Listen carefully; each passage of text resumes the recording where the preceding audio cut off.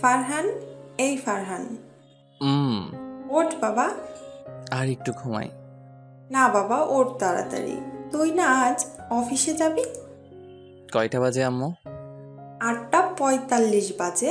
ওঠ বাবা। 8:45 বাজে শুনে ফারহান তাড়াতাড়ি উঠে পড়ল।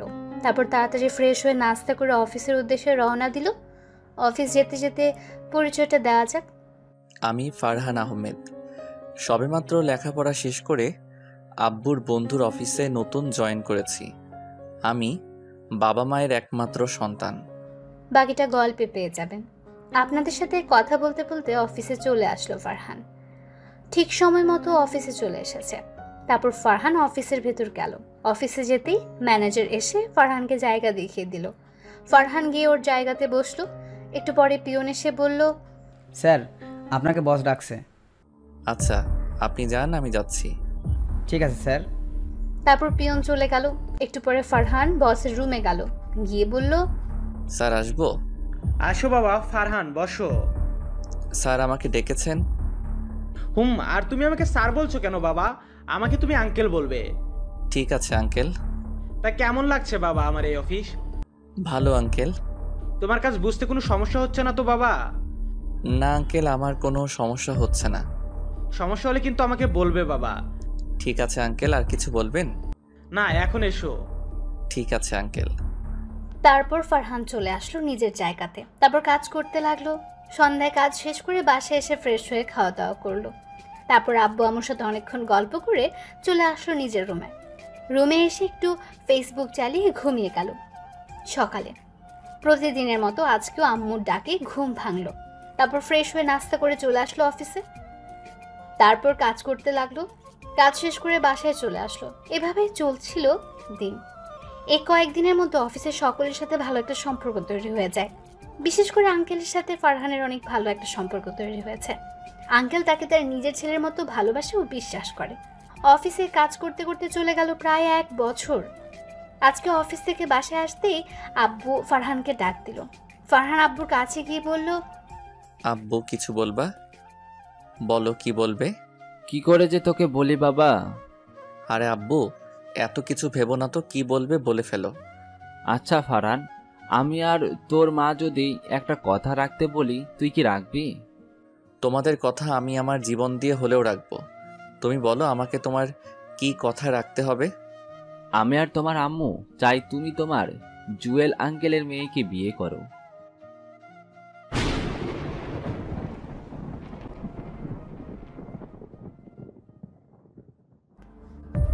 ফারহান কি বলবে কিছু বুঝতে পারছে না, তাই চুপ করে আছে। ফারহানকে চুপ করে থাকতে দেখে আব্বু বলল, কি হলো ফারহান, কিছু বলছো না কেন? তুমি কি এই বিয়ে করতে পারবে? আর না করতে পারলেও আমাকে বলো বাবা। জুয়েল আঙ্কেল কি আমার কাছে তার মেয়েকে বিয়ে দিবে?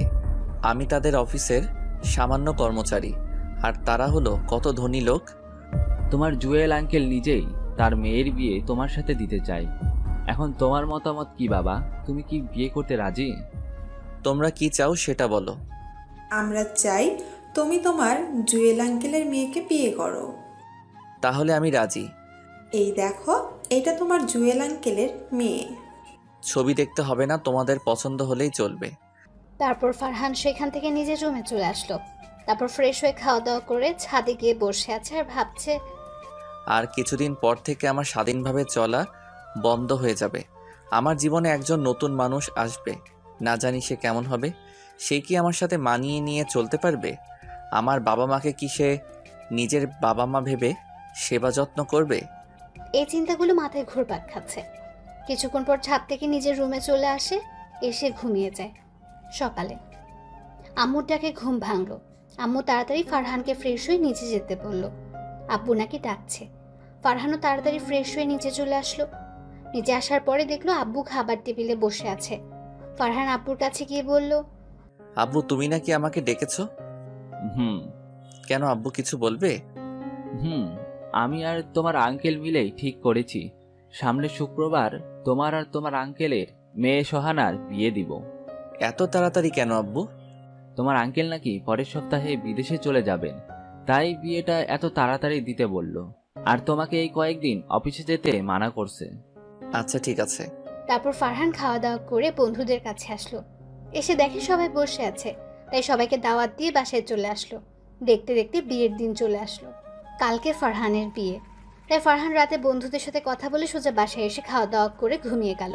সকালে আম্মুর ডাকে ঘুম ভাঙলো। তারপর ফ্রেশ হয়ে নিচে এসে দেখে অনেক মেহমান এসেছে। তারপর সেও খাওয়া দাওয়া করে রুমে এসে বসে রইল। দুপুরে আব্বু রুমে আসলো এবং বিয়ের পাঞ্জাবি দিয়ে গেল এবং তাড়াতাড়ি রেডি হয়ে নিচে যেতে বলল। কিছুক্ষণ পর ফারহান রেডি হয়ে নিচে গেল। তারপর সবার সাথে আঙ্কেলদের বাসার দিকে রওনা দিল। প্রায় 40 মিনিট পর আঙ্কেলদের বাসায় পৌঁছে গেল। এখন ফারহান একা একা বসে আছে, আর ওর সব হারামি বন্ধুগুলো চলে গেছে মেয়ে পটাতে। অনেকক্ষণ পরে কাজে এসে বিয়ে পড়িয়ে গেল। এখন ওদের বউ নিয়ে বাড়ি ফেরার পালা। সোহানাকে বিদায় দেওয়ার সময় আঙ্কেল অনেক কান্না করেছিল, আর সোহানাও অনেক কান্না করেছে। তারপর সোহানাকে নিয়ে গাড়িতে এসে বসলো। বাসায় ফেরার পথে সোহানার আর ফারহানের মধ্যে কোনো কথা হয়নি। বাসায় এসে পড়েছে। বাসায় আসার পরে সোহানাকে ওর রুমে নিয়ে যাওয়া হলো, আর ফারহান চলে গেল ছাদে বন্ধুদের কাছে। বন্ধুদের সাথে কথা বলতে বলতে প্রায় 12টা বেজে গেল। একটু পরে আব্বু কল দিল। কল ধরতেই, কোথায় তুমি? এই তো ছাদে। তাড়াতাড়ি নিজের রুমে যাও। তারপর ফারহান ওর রুমের দরজার সামনে চলে আসলো, কিন্তু ভেতরে যেতে অনেক ভয় করছে। অবশেষে সব ভয় কাটিয়ে নিজের রুমে প্রবেশ করলো। বাসরঘরে ঢুকতেই বউ বলল, দেখুন, আপনি আমার কাছে আসবেন না। আমি আপনাকে স্বামী হিসেবে মানতে পারবো না, আর আমি আপনাকে স্বামীর অধিকারও দিতে পারবো না। সোহানার মুখে এমন কথা শুনে ফারহান পুরাই অবাক হয়ে গেল। তারপর নিজেকে একটু স্বাভাবিক করে সোহানাকে বলল, আমাকে আপনি কিসের জন্য স্বামী হিসেবে মানতে পারবেন না, সেই কারণটা কি জানতে পারি? আসলে আমি নীল নামের একটা ছেলেকে অনেক ভালোবাসি। তাহলে আমাকে বিয়ে করলেন কেন? বাবার ভয়ে আমি আপনাকে বিয়ে করেছি। আমাকে বিয়ে না করে ছেলেটার সাথে পালিয়ে যাইতেন। আসলে তার বাবার ব্যবসার জন্য নীল এখন দেশের বাইরে আছে, তাই পালিয়ে যেতে পারিনি। আর বাবার কাছে শুনেছি আপনি অনেক ভালো, তাই ভাবলাম আপনাকে বোঝালে আপনি নিশ্চয়ই বুঝতে পারবেন, তাই আমি আপনাকে বিয়ে করতে রাজি হয়েছি। আপনি কি আপনার আর নীলের সম্পর্কের কথা আঙ্কেলকে বলছেন? না। না বলে কেন আমাকে বিয়ে করলেন? জানেন, আপনার আর আমার আব্বু সেই ছোটবেলার বন্ধু। এখন যদি তারা এইসব কথা জানতে পারে তাহলে কতটা কষ্ট পাবে বুঝতে পারছেন? কথা বলছেন না কেন? সোহানাকে কিছু না বলে কান্না করে দিল। আমি এত কিছু বুঝি না, আমি শুধু নীলকে চাই। আর যদি আমি নীলকে না পাই তাহলে এই ছুরি দিয়ে নিজেকে শেষ করে ফেলবো। আপনাকে কিছুই করতে হবে না। আপনি আপনার নীলের কাছে যেতে পারবেন, কিন্তু একটা শর্ত আছে। বলেন কি শর্ত? আমি নীলের জন্য সব শর্ত মানতে রাজি আছি। শর্তটা হলো আমাদের মাঝে যে কোনো সম্পর্ক নেই সেটা কাউকে বুঝতে দিতে পারবেন না। যতদিন এই বাড়িতে থাকবেন ততদিন আমার মা বাবাকে আপনার মা বাবা মনে করে সেবা যত্ন করতে হবে। আপনি কি আমার শর্ত মানতে পারবেন? পারবো। আচ্ছা নীল, কতদিন পরে দেশে আসবে? 7 মাস। ও, এখন ঘুমান তাহলে। আচ্ছা। তারপর ফারহান বিছনা থেকে একটা বালিশ আর একটা চাদর নিয়ে সোফায় গিয়ে শুয়ে পড়লো, আর সোহানা খাটে গিয়ে শুয়ে পড়লো।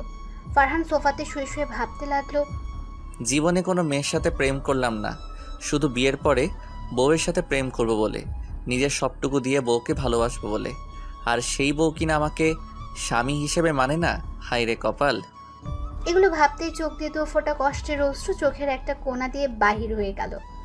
ফারহান চোখের জলগুলো মুছে ঘুমানোর চেষ্টা করতে থাকলো, কিন্তু কিছুতেই চোখে ঘুম আসছে না। শুধু বুকের বাম পাশে চিনচিনে ব্যথা করছে, আর চোখ দিয়ে নোনা পানি পড়ছে।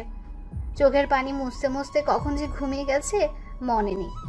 ফজরের আজানের সময় ফারহানের ঘুমটা ভেঙে গেল। ফ্রেশ হয়ে অজু করে চলে গেল নামাজ পড়তে। তারপর মসজিদে গিয়ে নামাজ পড়ে চলে আসলো বাসাতে। বাসায় আসার পরে চলে আসলো নিজের রুমে গিয়ে দেখে সোহানা ঘুম থেকে উঠে কার সাথে যেন হেসে হেসে কথা বলছে।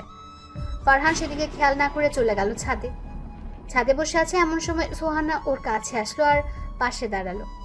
ফারহান সোহানাকে দেখে বলল, কি সোহানা, কিছু বলবেন? হুম। কি বলবেন বলেন। আসলে ফারহান, আপনি কিছু মনে করবেন না আমার কথাতে। আরে বলেন তো, আমি কিছু মনে করব না। প্লিজ, আপনি যত তাড়াতাড়ি পারেন আমার আর আপনার ডিভোর্সের ব্যবস্থা করুন, প্লিজ। সোহানার মুখে এই কথাটা শোনার পরে অনেক কষ্ট পেল ফারহান। আসলে ফারহান নিজের জন্য কষ্ট পাচ্ছে না, ওর কষ্ট হচ্ছে ওর আব্বু আম্মুর কথা ভেবে। তারা যদি জানতে পারে যে তার ছেলের বউ বিয়ের একদিন পরেই ডিভোর্স চেয়েছে, তাহলে তারা কতটা কষ্ট পাবে। নিজেকে তারা অনেক বড় অপরাধী মনে করবে, কারণ তাদের কারণে ফারহান এই বিয়েটা করেছে। এগুলো ভাবতেই চোখ দিয়ে কয়েক ফোঁটা জল মাটিতে গড়িয়ে পড়ল। ফারহান তাড়াতাড়ি চোখের জল মুছে বলল, এখন আমি আপনাকে ডিভোর্স দিতে পারবো না। কথাটা বলার সাথে সাথে ঠাস ঠাস করে সোহানা ফারহানকে দুটো থাপ্পড় দিল। ফারহান গালে হাত দিয়ে বসে পড়ল। থাপ্পড় দুটো এত জোরে লেগেছে যে ঠোঁট কেটে রক্ত বের হয়ে গেছে। ফারহান থাপ্পড় খেয়ে বসে আছে।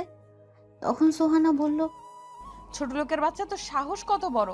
তুই আমার মুখের উপরে কথা বলিস? তোকে একটা ভালো মানুষ মনে করেছিলাম, কিন্তু আমার জানা ছিল না যে কোনো ছোট লোক কখনো ভালো মানুষ হতে পারে না। আর তুই আজকের পরে আমার ধারে কাছেও আসবি না, আর যত তাড়াতাড়ি পারিস আমাকে ডিভোর্স দিয়ে দিবি, কথাটা যেন মনে থাকে। এই কথাগুলো বলে সোহানা নিচে চলে গেল, আর ফারহান সেখানে বসে রইল আর কিছুক্ষণ আগে ঘটে যাওয়া ঘটনাগুলো ভাবতে থাকলো। সোহানার বলা কথাগুলো ভাবতে চোখে পানি চলে আসলো। অনেকক্ষণ ছাদের একটা কোণাতে বসে কান্না করলো। তারপর নিজের রুমে এসে চলে গেল ওয়াশরুমে। অনেকক্ষণ ওয়াশরুমের ভেতরে গিয়েও কান্না করলো। তারপর চোখ মুখে পানি দিয়ে বাইরে চলে আসলো। এসে সোফাতে বসে আছে, তখনই আম্মু আসলো খাবার খাওয়ার জন্য ডাকতে। ফারহান আম্মুকে বলল, আসছি, তুমি যাও। তারপর আম্মু চলে গেল। বারান্দাতে সোহানার কার সাথে যেন অনেকক্ষণ হেসে হেসে ফোনে কথা বলছে। ফারহান গিয়ে সোহানাকে ডাক দিয়ে বলল, সোহানা আম্মু আপনাকে আর আমাকে খাবার খাওয়ার জন্য নিচে ডেকেছে। তুই যা, আমি পরে খাবো। দুজনকে একসাথে যেতে বলছে। আমি এখন নীলের সাথে কথা বলতেছি, এখন যেতে পারবো না, তুই যা। পরে কথা বললেন, এখন চলেন। তোকে যেতে বলছি না? আমাকে এত ডাকতেছিস কেন? দেখছিস না আমি নীলের সাথে কথা বলতেছি? ঠাস ঠাস করে চল লাগালো। ফারহান গালে হাত দিয়ে চুপ করে দাঁড়িয়ে থাকলো। কিরে, এখনো এখানে দাঁড়িয়ে আছিস কেন? যা, আমি নীলের সাথে কথা বলে একটু পরে আসছি। তারপর ফারহান কিছু না বলে মাথাটা নিচু করে নিচে চলে আসলো। নিচে আসতে আম্মু বলল, কিরে ফারহান, বৌমা কোথায়? আসলে আম্মু, সোহানার নাকি শরীরটা ভালো লাগতেছে না, তাই শুয়ে আছে। আর আমাকে বলছে আমি খেয়ে যেন ওর জন্য খাবার নিয়ে যাই। ও। তারপর ফারহান খেতে থাকলো। খাওয়া দাওয়া শেষ করে সোহানের জন্য খাবার নিয়ে রুমে আসলো। এসে দেখে এখনো নীলের সাথে ফোনে কথা বলছে। তারপর ফারহান সোহানের কাছে গিয়ে বলল, আম্মু আপনার জন্য খাবার পাঠিয়েছে, খাবারগুলো খেয়ে নিন। সোহানাই ফারহানের কথা শুনে পেছন ঘুরে তাকালো। তাকিয়ে দেখে ফারহান দাঁড়িয়ে আছে। তখন সে ফোনটা কেটে দিয়ে খাবার খাওয়ার জন্য চলে গেল, আর ফারহান চলে গেল ছাদে। ছাদে বসে থাকতে থাকতে প্রায় 12টা বেজে গেল। ফারহান এখনো ছাদে দাঁড়িয়ে আছে। হঠাৎ কারো পায়ের শব্দের আওয়াজ শুনে পেছনে তাকালো। তাকিয়ে দেখে সোহানা দাঁড়িয়ে আছে। ফারহান সোহানাকে বলল, কিছু বলবেন?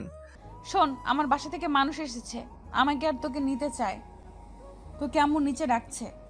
ও আচ্ছা, আপনি যান, আমি আসছি। তারপর সোহানা চলে গেল। একটু পরে ফারহানও নিচে চলে আসলো। নিচে আসতে আম্মু বলল, ফারহান, তাড়াতাড়ি তৈরি হয়ে নাও। কেন আম্মু, কোথায় যাব? সোহানাদের বাড়ি থেকে লোক এসেছে তোমাকে আর সোহানাকে নিতে। আমি না গেলে হয় না? এটা বিয়ের নিয়ম। বিয়ের পরের দিন বউয়ের সাথে বউয়ের বাপের বাড়ি যেতে হয়, তাই তুমি আর কোনো কথা না বলে তাড়াতাড়ি তৈরি হয়ে নিচে আসো। ফারহান আর কিছু বলল না। জানে এখন আম্মুকে বললেও লাভ হবে না, সে যেতেই হবে। তাই আর কথা না বাড়িয়ে চলে আসলো নিজের রুমে। এসে গোসল করে একটা নীল কালার পাঞ্জাবি পরলো। তারপর রেডি হয়ে নিচে আসলো। নিচে এসে বসে আছে, কিন্তু সোহানার আসার কোনো নামগন্ধ নেই। প্রায় 1 ঘন্টা পর দেখলো সোহানা আসছে। সোহানাকে দেখতে পুরো একটা নীল পরীর মতো লাগছে। নীল শাড়ি, নীল চুড়ি, ঠোঁটে হালকা লিপস্টিক, চোখে গাঢ় কাজল, চুলের খোপাতে একটা লাল গোলাপ ফুল। এক কথা বলতে গেলে পুরাই একটা পরী। ফারহান সোহানার দিকে একধানে তাকিয়ে আছে। হঠাৎ সোহানার বলা কথাগুলো মনে পড়তে চোখ নামিয়ে নিল, আর মনটাও খারাপ হয়ে গেল। তারপর সোহানার বাড়ির লোকের সাথে সোহানাদের বাড়িতে আসলো। বাড়িতে আসার পরে সোহানায় ফারহানকে রেখে বাড়ির ভেতরে চলে গেল। আর তার বাড়ির সকলে ফারহানকে বরণ করে সব নিয়ম কানুন শেষ করে বাড়ির ভেতরে নিয়ে গেল। তারপর সোহানার কিছু কাজিন ফারহানকে একটা রুমে নিয়ে গেল এবং সেখানে রেখে সবাই চলে গেল। রুমটা দেখে বুঝতে পারলো এটা সোহানার রুম। ফারহান চুপ করে সোফায় বসে আছে। এমন সময় আঙ্কেল আসলো রুমে। আসসালামু আলাইকুম আঙ্কেল। ওয়ালাইকুম আসসালাম। কেমন আছেন আঙ্কেল? ভালো বাবা, তুমি কেমন আছো? ভালো। তোমার আব্বু আম্মু কেমন আছে বাবা? তারা ভালো আছে। যে জন্য এসেছি। তুমি আর সোহানা তাড়াতাড়ি নিচে খেতে এসো বাবা। আচ্ছা আঙ্কেল, আমি সোহানাকে নিয়ে আসছি, আপনি যান। তারপর আঙ্কেল নিচে চলে গেল। একটু পরে সোহানায় বারান্দা থেকে আসলো। ফারহান বলল, আঙ্কেল, খাবার খাওয়ার জন্য নিচে ডেকেছেন? চল। তারপর নিচে চলে আসলো খাবার খাওয়ার জন্য। অনেক রকমের খাবার দিয়ে টেবিলটা সাজিয়েছে, আর অনেক দামি দামি খাবার রান্না করেছে, যা ফারহান জীবনের চোখেও দেখেনি। সবাই অনেক জোরাজুরি করে অনেক খাবার খাওয়ালো। খাবার টেবিলে সোহানার সাথে কোনো কথা হলো না। তারপর ফারহানও খেয়ে রুমে চলে আসলো। একটু পরে সোহানায় আসলো। এসেই শুরু হয়ে গেল নীলের সাথে কথা বলা। অনেকক্ষণ কথা বলে সোহানা ফারহানের কাছে আসলো। সোহানা কাছে এসে বলল, ওই শোন, জি বলেন। কালকে বিকেলে তোদের বাসায় যাওয়ার সময় একটা জায়গায় যাব, কোথায় যাবেন? উকিলের কাছে। উকিলের কাছে যাবেন কেন? তোর আর আমার ডিভোর্সের জন্য। ফারহান আর কিছু বলল না, শুধু মাথাটা ঝুলিয়ে হ্যাঁ বলে দিল। তারপর সোহানা আবার চলে গেল নীলের সাথে কথা বলতে, আর ফারহান চলে আসলো ছাদে। ছাদে এসে দেখে আকাশে আজকে চাঁদ উঠেছে। ফারহান ছাদের একটা কোণাতে গিয়ে আকাশের দিকে তাকিয়ে রইল। আজকে আকাশে অনেক তারা উঠেছে, আর হাজার তারার মাঝে একটা চাঁদ পুরো আকাশটাকে আলো দিয়ে আলোকিত করে রেখেছে। ফারহান আকাশের দিকে তাকিয়ে সোহানার বলা কথাগুলো ভাবতে লাগলো। ভাবছে, আমি কি এতই খারাপ যে আমাকে স্বামী হিসেবে মানা যায় না? জীবনে কখনো কারোর সাথে প্রেম করলাম না, শুধু বিয়ের পরে নিজের বউকে সবটা দিয়ে ভালোবাসবো বলে। আর সেই বউ আজকে আমাকে স্বামী হিসেবে মানতে পারে না। আমার কথা না হয় বাদ দিলাম, যদি আমার আব্বু আম্মু জানতে পারে যে তাদের পছন্দ করা মেয়ে তার ছেলেকে স্বামী হিসেবে মানে না, তখন তো তারা অনেক কষ্ট পাবে। আমার থেকেও বেশি কষ্ট পাবে তারা। আমি ছেলে হয়ে কিভাবে বাবা মাকে কষ্ট দিব? না, যে করে হোক সোহানার মনে আমার প্রতি ভালোবাসা জন্মাতেই হবে। আমাকে তার মন জয় করতেই হবে। শত অপমানের পরেও তার সাথে থাকতে হবে। আকাশের দিকে তাকিয়ে আছে আর এগুলো মনে মনে ভাবছে। হঠাৎ পেছনে কারো পায়ের শব্দ পেল, তাই তাড়াতাড়ি চোখের পানি মুছে ফেলল। তারপর পেছনে তাকিয়ে দেখে সোহানা আসছে। এসে বলল, কিরে, এত রাতে তুই এখানে কি করিস? এই তো রাতের আকাশটা দেখতেছিলাম। চল নিচে চল। ফারহান আর কিছু না বলে নিজের রুমে এসে পড়ল। তারপর বলল, আপনার রুমে তো কোনো চাদর নেই, আমি কিভাবে ঘুমাবো? আজকে চাদর ছাড়াই ঘুমা। এই শীতের মধ্যে কিভাবে চাদর ছাড়া ঘুমাবো? কিচ্ছু করার নেই, চাদর ছাড়াই আজকে তোকে ঘুমাতে হবে। ফারহান আর কিছু না বলে সোফাতে গিয়ে শুয়ে পড়ল। সোহানাও খাটে গিয়ে শুয়ে পড়ল। একটু পরে সোহানা ঘুমিয়ে গেল, আর ফারহান সোহানার ঘুমন্ত মুখটার দিকে তাকিয়ে রইল। সোহানা এমনিতে অনেক সুন্দর। জানলা খোলা থাকার কারণে চাঁদের আলো সোজা এসে সোহানার মুখে পড়ছে, আর সোহানার সৌন্দর্যটা দ্বিগুণ করে দিচ্ছে। ঘুমন্ত অবস্থায় সোহানাকে পুরো একটা শিশুর মতো মনে হচ্ছে। এই প্রথম কারো উপর ক্রাশ খেলো ফারহান, আর এই প্রথম কারো প্রেমে পড়ল। সোহানার দিকে তাকিয়ে থাকতে থাকতে কখন যে ঘুমের রাজ্যে হারিয়ে গেছে তার মনেই নেই। ফজরের সময় আজানের মধুর সুরে ঘুম ভাঙল তার। ঘুম থেকে উঠে দেখে সোহানা একটা পিচ্চি বাবুর মতো ঘুমিয়ে আছে। ফারহান কিছুক্ষণ সময় সোহানার দিকে তাকিয়ে থেকে উজু করে চলে আসলো মসজিদে নামাজ পড়তে। তারপর নামাজটা পড়ে একটু বাইরে হাঁটাহাঁটি করে চলে আসলো সোহানাদের বাড়িতে। তারপর চলে আসলো সোহানার রুমে এসে দেখে সোহানা এখনও ঘুমিয়ে আছে। ফারহান আর তাকে ডাক না দিয়ে চলে আসলো ছাদে। অনেকক্ষণ ছাদে থাকার পর চলে আসলো আবার রুমে আসতেই মনটা খারাপ হয়ে গেল। মন খারাপ হওয়ার কারণ হলো এসে দেখে সোহানা নীলের সাথে অনেকক্ষণ হেসে হেসে কথা বলছে। ফারহান আর কিছু বলল না, কারণ এখন কিছু বলতে গেলেই থাপ্পড় খেতে হবে, তাই চুপ করে সোফাতে বসে রইল। একটু পরে আঙ্কেল ফারহান আর সোহানাকে নিচে ডাকলো নাস্তা করার জন্য। সোহানা নীলের সাথে কথা বলা শেষ করে ফারহানকে নিয়ে নিচে খাবার টেবিলে চলে আসলো। তারপর সবাই একসাথে নাস্তা করতে লাগলো। নাস্তা প্রায় শেষ, তখন আঙ্কেল বলল, বাবা, ফারহান আর মা সোহানা, তোমরা হয়তো জানো আমি সামনে শনিবার দেশের বাইরে যাব। ওরা দুজন একসাথে বলল, জি জানি। আমি চাই অফিসের দায়িত্ব তোমাদের দুজন থেকে একজনকে দিতে। তোমরা কে নিচে? আঙ্কেল, অফিসের দায়িত্বটা সোহানাকেই দিন। আমার অফিসের দায়িত্ব চাই না। আচ্ছা, তাহলে অফিসের বস হিসেবে সোহানাই থাকবে, আর তুমি সোহানাকে সাহায্য করো বাবা। আচ্ছা, আমি সোহানাকে সাহায্য করব, আপনি চিন্তা করবেন না আঙ্কেল। তারপর খাওয়া দাওয়া শেষ করে রুমে চলে আসলো। দেখতে দেখতে দুপুর গিয়ে বিকেল হয়ে গেল। এখন সোহানা আর ফারহান উকিলের কাছে। ফারহান খুব ভয় হচ্ছে যদি আজকে সোহানার ওর সাথে ডিভোর্স হয়ে যায় তাহলে বাবা মাকে কি জবাব দেবে, এগুলো ভেবে অনেক ভয় করছে। অনেকক্ষণ পরে উকিল সাহেব আসলেন। আসার পরে সোহানা বলল, উকিল সাহেব, আমি তো আপনাকে ফোনে সব বললামই। এখন তাড়াতাড়ি ডিভোর্স পেপার রেডি করেন। আমি এই ছোট লোকের বাচ্চাকে এখনই ডিভোর্স দিয়ে দিতে চাই। সরি মামুনি, আজকের মধ্যে কোনোভাবেই ডিভোর্স দেওয়া সম্ভব না। তোমাদের দুজনকে একসাথে 6 মাস থাকতে হবে, আর 6 মাস পর যদি তোমরা চাও তাহলেই তোমাদের দুইজনের ডিভোর্স হবে। এখন হবে না কেন উকিল সাহেব? এটা সরকারি নিয়ম মামুনি। তারপর ফারহান আর সোহানাই বাসার উদ্দেশ্যে রওনা দিল। বাসায় আস্তে আস্তে প্রায় রাত হয়ে গেল। বাসায় এসে কলিং বেল দিতেই আম্মু এসে দরজা খুলে দিল। তারপর ফারহান আর সোহানা রুমে চলে আসলো। রুমে আসতেই সোহানা বলল, আমি তোর মতো ছোট লোকের সাথে এই 6 মাস থাকতে পারবো না। এখন যে কিছু করার নেই, আপনাকে এই 6 মাস আমার সাথে থাকতেই হবে। কথা দিচ্ছি, আপনার অনুমতি ছাড়া আমি আপনার কাছ থেকে স্বামীর অধিকার চাইব না। আর আমি একটা শর্ত দিয়েছিলাম, আপনার কি সেই শর্তটা মনে আছে? আছে। তারপর ফারহান ফ্রেশ হতে চলে আসলো ওয়াশরুমে। ফ্রেশ হয়ে চলে আসলো ছাদে। ছাদে এসে বসে আছে ছাদের একটা কোণাতে, আকাশের দিকে তাকিয়ে আছে। এমন সময় মনে হলো কেউ একজন ছাদে এসেছে। তাই ফারহান পেছনে তাকালো। তাকিয়ে দেখে আম্মু ছাদে এসেছে। ফারহান আম্মুকে বলল, আম্মু, তুমি এত রাতে ছাদে এসেছো কেন? এমনি। তুই এত রাতে ছাদে কি করিস? বৌমাকে ঘরে একা রেখে তুই ছাদে এসেছিস কেন? অনেক দিন হলো রাতের বেলার আকাশটা দেখি না, তাই ছাদে আসলাম। আর সোহানাকে বলছিলাম আসতে, কিন্তু সোহানা আসে নাই। ওর নাকি শরীরটা একটু খারাপ লাগতেছে, তাই বিশ্রাম নিচ্ছে। ঠিক আছে, অনেকক্ষণ ছাদে থাকছো, এখন নিজের রুমে চলে যাও। তারপর ফারহান আর কিছু না বলে চলে আসলো রুমে। রুমে এসে প্রতিদিনের মতো আজকেও দেখছে সোহানা নীলের সাথে কথা বলছে। ফারহান কিছু না বলে সোফায় গিয়ে শুয়ে পড়ল। প্রায় 1 ঘন্টা 30 মিনিট পর সোহানা বারান্দা থেকে রুমে এসে খাটে শুয়ে পড়ল এবং কিছুক্ষণ পরেই ঘুমিয়ে গেল। ফারহানও সোহানার দিকে তাকিয়ে থাকতে থাকতে ঘুমের রাজ্যে হারিয়ে গেল। ফজরের সময় আজানের ধ্বনি এসে কানে পৌঁছাতেই ঘুমটা ভেঙে গেল। ফারহান তাড়াতাড়ি উঠে ফ্রেশ হয়ে নামাজ পড়তে চলে গেল।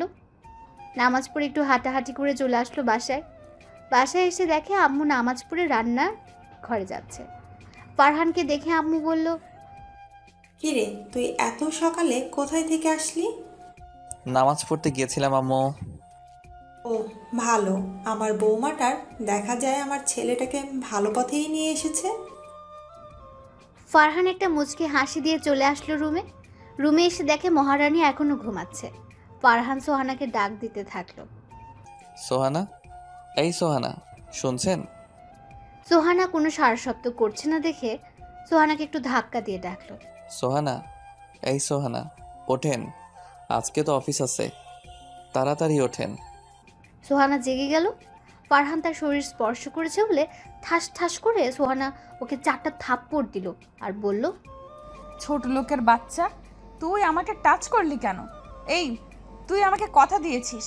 আসলে তোর মতো ছোট লোককে আমি কেন যে বিয়ে করতে গেলাম? তোরা বড়লোক মানুষ দেখলে সুযোগ নেওয়ার চেষ্টা করিস। আরও অনেক কিছু বলল। তারপর ফ্রেশ হতে চলে গেল।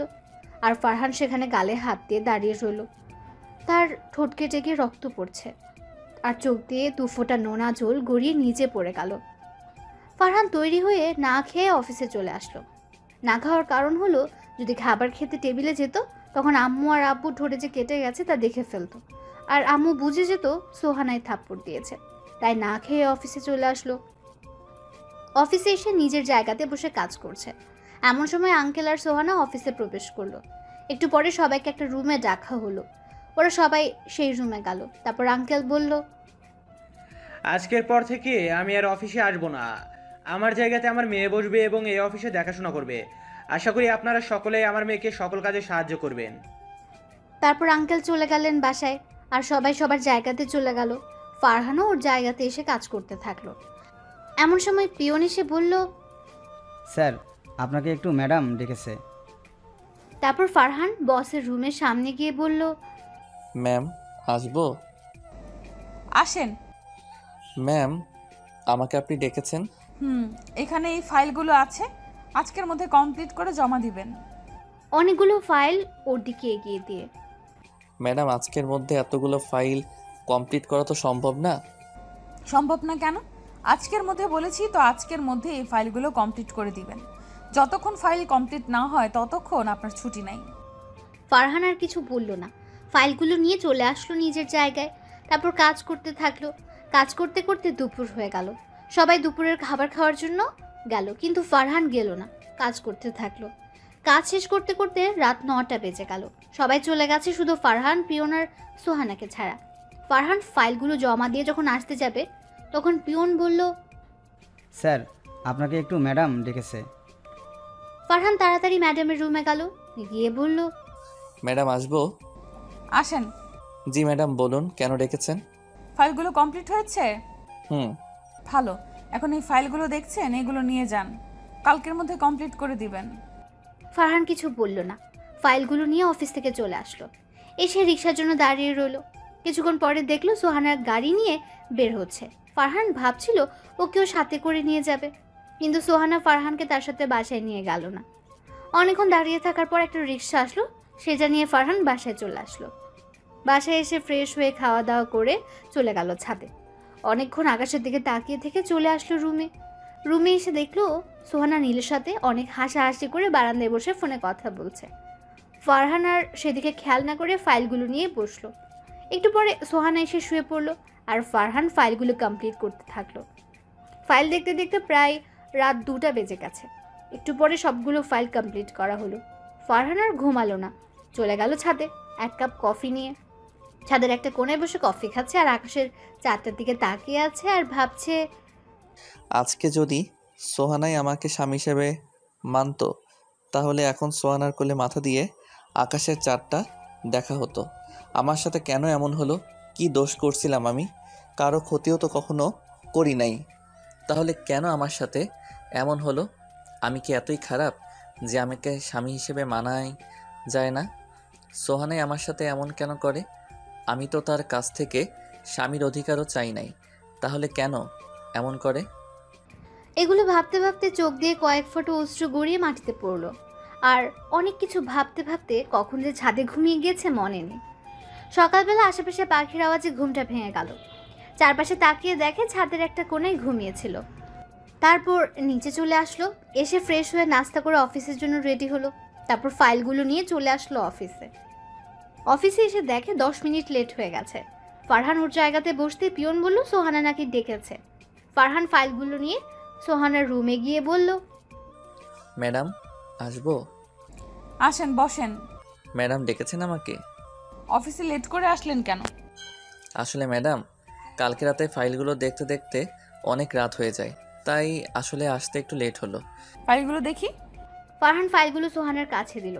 সোহানা ফাইলগুলো দেখার পর ওর মুখের মধ্যে ছুঁড়ে মারলো আর বলল, কি দেখেছেন ফাইলের মধ্যে?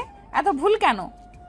ম্যাডাম আপনার মনে হয় দেখতে একটু ভুল হয়েছে, একটু ভালো করে দেখুন। তো সাহস কি করে হয় অফিসের সামান্য একটা কর্মচারী হয়ে আমার মুখের উপরে কথা বলিস? সরি ম্যাডাম, আর হবে না। তারপর ফাইলগুলো নিয়ে সেখান থেকে নিজের জায়গাতে চলে আসলো। এসে মাথাটা টেবিলের নিচে দিয়ে অনেকক্ষণ কান্না করলো। তারপর আবার ফাইলগুলো দেখতে লাগলো। ফাইলগুলো দেখার সময় দেখলো সামান্য কিছু ভুল আছে, যা না ধরলেও চলে। আর এই সামান্য ভুলের জন্য সোহানা এমনভাবে মারলো, ভাবতেই চোখ দিয়ে পানি চলে আসলো। তারপর চোখের পানি মুছে পিয়নকে দিয়ে ফাইলগুলো সোহানার রুমে পাঠিয়ে দিল। তারপর কাজ করতে থাকলো। শরীরটা ভালো লাগছে না বলে দুপুরে সোহানার রুমে গেল, গিয়ে বলল, ম্যাডাম আসতে পারি? জি আসুন। ফারহান ভেতরে যাওয়ার পর বলল, কিছু বলবেন? ম্যাডাম আমার শরীরটা অনেক খারাপ লাগতেছে, আমাকে কি আজকের জন্য ছুটি দেওয়া যাবে? সকালবেলা এমনিতেই আসছেন লেট করে, এখন আবার ছুটি চাচ্ছেন? অফিস থেকে কি পেয়েছেন? কোনো ছুটি নেই, যান গিয়ে কাজ করুন। ফারহান আর কিছু বলল না, চলে আসলো নিজের জায়গাতে। এসে ভাল লাগছে না বলে মাথা নিচু করে বসে আছে। এমন সময় কে যেন বলল অফিসে আসছেন কি ঘুমানোর জন্য। এমন কথা শুনে মাথাটা উঠিয়ে সামনে তাকিয়ে দেখে সোহানা দাঁড়িয়ে আছে। ফারহান সোহানাকে দেখে মাথাটা নিচু করে দাঁড়িয়ে গেল। আর সোহানা বলল, আপনাকে কি অফিস থেকে বেতন দেওয়া হয় অফিসে এসে ঘুমানোর জন্য নাকি কাজ করার জন্য? সরি ম্যাডাম, আর হবে না। আর যদি এমন হয় তাহলে আমি আপনাকে চাকরি থেকে বাহির করে দিতে বাধ্য হব। সোহানার কথাটা শুনে অনেক খারাপ লাগলো। আর সোহানা তো জানে যে তার শরীর খারাপ, তারপরে এমন করছে কেন? অনেক চেষ্টা করলো কাজে মন দেওয়ার, কিন্তু কাজে মন দিতে পারলো না। দেখতে দেখতে অফিস ছুটি হয়ে গেল। ফারহান চলে আসলো বাড়িতে। বাড়িতে সে সোজা নিজের রুমে চলে গেল, গিয়ে শুয়ে পড়লো আর একটু পরেই ঘুমিয়ে গেল। হঠাৎ ঘুম ভেঙে গেল আর শরীরে অনেক জ্বর অনুভব করলো, মাথাও অনেক ব্যথা অনুভব করলো। অনেক কষ্টে একটা পাতলা চাদর নিয়ে সোফায় গিয়ে শুয়ে পড়লো। অনেক শীত লাগছে। এই পাতলা চাদরটা শরীরকে গরম করতে পারছে না। কি করবে কিছুই বুঝতে পারছে না। অনেক জ্বর চলে এসেছে শরীরে, এত জ্বর এসেছে যে উঠে দাঁড়ানোর শক্তিটাও পাচ্ছে না। অনেক কষ্টে সোহানার দিকে মাথাটা ঘুরে দেখলো। সোহানা নীলের সাথে কথা বলা নিয়ে ব্যস্ত। ফারহান যে এখানে জ্বরে মরে যাচ্ছে সেই দিকে তার কোনো খেয়ালই নেই। আর খেয়াল থাকবেই বা কী করে? আমি ওর কে যে আমার দিকে খেয়াল রাখবে? আমি মরে গেলেই তো সোহানার পথের কাঁটাটা সরে যাবে। মরে গেলেই তো নীলের সাথে গিয়ে বিয়ে করে ফেলতে পারবে। সোহানার দিকে তাকিয়ে এগুলো ভাবতে থাকলো আর জ্বর বাড়তেই থাকলো। ফারহান জ্বরে কাঁপতে থাকলো আর সহ্য করতে না পেরে অনেক কষ্টে সোহানাকে ডাক দিল। সোহানা ওর কাছে আসলো আর ফারহান বলল, সোহানা, আমার খুব জ্বর এসেছে, তুমি কি আমাকে একটু বাটি দিয়ে একটু পানি দিতে পারবে? সোহানা ওর কথা শুনে ছোট একটা বাটি দিয়ে একটু পানি দিল। তারপর আবার চলে গেল নীলের সাথে কথা বলতে। আর ফারহান তার পকেট থেকে রুমালটা বের করে সেটা ভিজে নিজে নিজে মাথায় দিতে লাগলো। অনেকক্ষণ দেওয়ার পর জ্বর একটু কমলো, কিন্তু শুতে কাঁপুনিটা কমলো না। ফারহান শীতে কাঁপছে আর সোহানা নীলের সাথে কথা বলছে। এটা দেখে অনেক কষ্ট হলো তার। যদি আজ সোহানাই আমাকে স্বামী হিসেবে মানতো, তাহলে হয়তো শীতের মধ্যে এত কষ্ট আমাকে করতে হতো না। যদি সে আমার স্ত্রী হতো, তাহলে এখন আমার সেবা করত, পরপুরুষের সাথে ফোনে কথা বলতো না। আজ গরিব বলে সোহানাই আমাকে স্বামী হিসেবে মানতে পারছে না। যদি বড়লোক হতাম, তাহলে কি সোহানাই আমাকে স্বামী হিসেবে না মেনে পারতো? কখনোই পারতো না। আজকে গরিব বলে সোহানার কাছে আমার কোনো দাম নেই। যদি বড়লোক হতাম, তাহলে সেই আমাকে দাম দিত, আমার কথাগুলো অক্ষরে অক্ষরে পালন করত। কিন্তু আমি তো আর বড়লোক না, তাই সোহানাও আমাকে স্বামী হিসেবে মানতে পারে না, আমার কথাগুলো পালন করে না। আচ্ছা, আমি কি ইচ্ছে করে গরিব হয়ে জন্মেছি? আচ্ছা, গরিব বলে কি আমরা মানুষ না? সোহানার শরীরে যেই রক্ত বইছে, সেই রক্ত তো আমার শরীরেও বইছে। তাহলে সোহানা এত অহংকারী কেন? কেন গরিবদের মানুষ মনে করে না? কেন আমার মতো গরিবের মন নিয়ে খেলা করে? আচ্ছা, মন কি শুধু বড় লোকদেরই আছে? গরিবের কি মন নাই? গরিবদের কি একটু ভালোবাসা যায় না? গরিবের সাথে কি একটু ভালো ব্যবহার করা যায় না? এগুলো ভাবতে ভাবতে ঘুমের রাজ্যে হারিয়ে গেল। সকালে ঘুম ভাঙলে দেখে শরীর আগের মতো জ্বর নেই, আগের থেকে জ্বর অনেকটা কমেছে। কমলেও একটু জ্বর শরীরে আছে, তাই ভাবলো সোহানার কাছ থেকে আজকের জন্য ছুটি নেবে। যেই ভাবনা সেই কাজ। সোহানা বারান্দায় দাঁড়িয়ে দাঁড়িয়ে কি যেন করছিল। ফারহান সোহানার কাছে গেল আর বলল, আপনার সাথে আমার কিছু কথা ছিল। বল। আসলে আজকে আমার শরীরটা খারাপ, তাই আপনার কাছ থেকে আজকের জন্য ছুটি চাচ্ছিলাম। সোহানা কিছু সময় যেন কি ভাবলো, তারপর বলল, আজকে কোনো ছুটি হবে না, আজকে অফিসে অনেক কাজ, সো অফিসে যেতেই হবে। আমি কালকে সব কাজ করে দিবনে, আজকের জন্য আমাকে ছুটি দিন প্লিজ। আমি যা বলি তাই থাকে, কথা কখনো নড়চড় হয় না, বুঝছেন? ফারহান মাথাটা নিচু করে রুমের ভেতরে চলে আসলো। এসে ফ্রেশ হয় অফিসে যাওয়ার জন্য রেডি হয়ে চলে গেল নাস্তা করতে। নাস্তা করে চলে আসলো অফিসে। অফিসে এসে যেই নিজের ক্যাবিনে বসবে, তখন মনি হলো তার একজন কলিগের নাম। মনি আসলো তার কাছে, এসে বলল, ফারহান, তোমাকে আজকে এমন দেখাচ্ছে কেন? কই, কেমন দেখাচ্ছে? কেন জানি অসুস্থ অসুস্থ লাগছে। আরে তেমন কিছু না। তারপর মনির সাথে ইচ্ছে না থাকা সত্ত্বেও অনেকক্ষণ হেসে কথা বলল। তারপর মনি তার ক্যাবিনে চলে গেল আর ফারহান ওর ক্যাবিনে বসে পড়ল। কাজ করতে থাকলো। কাজ করছে, কিন্তু অসুস্থ থাকার কারণে কাজে মন দিতে পারছে না। একটু পরে সোহানার রুম থেকে ডাক আসলো। ফারহান তার রুমের সামনে গিয়ে বলল, ম্যাডাম আসবো? আসেন। ম্যাডাম আমাকে ডেকেছেন? এই ফাইলটা দুপুরের আগে কমপ্লিট করে দেন, ভালোভাবে করবেন যেন কোনো ভুল না হয়। যদি কোনো ভুল হয় তাহলে আপনার খবর আছে। ম্যাডাম আর কিছু বলবেন? না, আর কিছু বলবো না, আপনি এখন আসতে পারেন। ফারহান চলে আসলো ওর ক্যাবিনে। এসে মনোযোগ দিয়ে কাজটা করতে থাকলো। দুপুরে ফাইলটা নিয়ে ম্যাডামের কাছে গেল, গিয়ে বলল, ম্যাডাম আসতে পারি? জি আসুন। তারপর ফারহান সোহানার দিকে ফাইলটা দিয়ে বলল, ম্যাডাম, ফাইলটা সম্পূর্ণ কমপ্লিট। দেখি কেমন কমপ্লিট করেছেন। কিছুক্ষণ দেখার পরে বলল ফাইলটাতে নাকি ভুল আছে। ফারহান তো সোহানার কথা অবাক হয়ে সোহানার দিকে তাকিয়ে রইল। একটু পরে নিজেকে একটু স্বাভাবিক করে বলল, ম্যাডাম, আপনি জানেন আমার শরীর ভালো না, আর ফাইলটা দেখার সময় মনে হয় একটু ভুল হয়ে গেছে। আমি তো অসুস্থ, আবার ঠিক করতে গিয়ে যদি ভুল করে ফেলি, তাই বলি কি আপনি ফাইলটা ঠিক করে ফেলুন। তোর সাহস কত বড়, তুই আমাকে ফাইল ঠিক করতে বলিস? আমি যদি ফাইল ঠিক করি তাহলে তোর মতো ছোট লোককে কেন রেখেছি আমার অফিসে? কেন তোকে মাস শেষে বেতন দিচ্ছি? যা গিয়ে ফাইল ঠিক কর। সোহানার কথা শুনে অনেক রাগ উঠে গেল। মনটা চাইছিল সোহানাকে ঠাটিয়ে দুইটা চড় মেরে বলতে, তোর অফিসে আর কাজই করবো না, কিন্তু কিছু বলতে পারলো না। যদি কিছু বলে তাহলে চাকরি থেকে বের করে দেবে, আর চাকরি না করলে যে সংসারও চলবে না, চাকরি না করলে যে বাবা মায়ের মুখে 2 মুঠো ভাত তুলে দিতে পারবে না। তাই নিজের রাগটাকে মাটি করে মাথাটা নিচু করে ফাইলটা নিয়ে চলে আসলো নিজের ক্যাবিনে। ক্যাবিনে এসে ভালো করে ফাইলটা দেখতে লাগলো। অনেকক্ষণ দেখার পরে ছোট একটা ভুল পেল, যেটা ধরলেও চলে আবার না ধরলেও চলে। এই সামান্য ভুল থাকতেই পারে, তাই বলে এমন করবে? তারপর ভুলটা ঠিক করে আবার সোহানার রুমে গেল, গিয়ে বলল, ম্যাডাম আসবো? জি আসেন।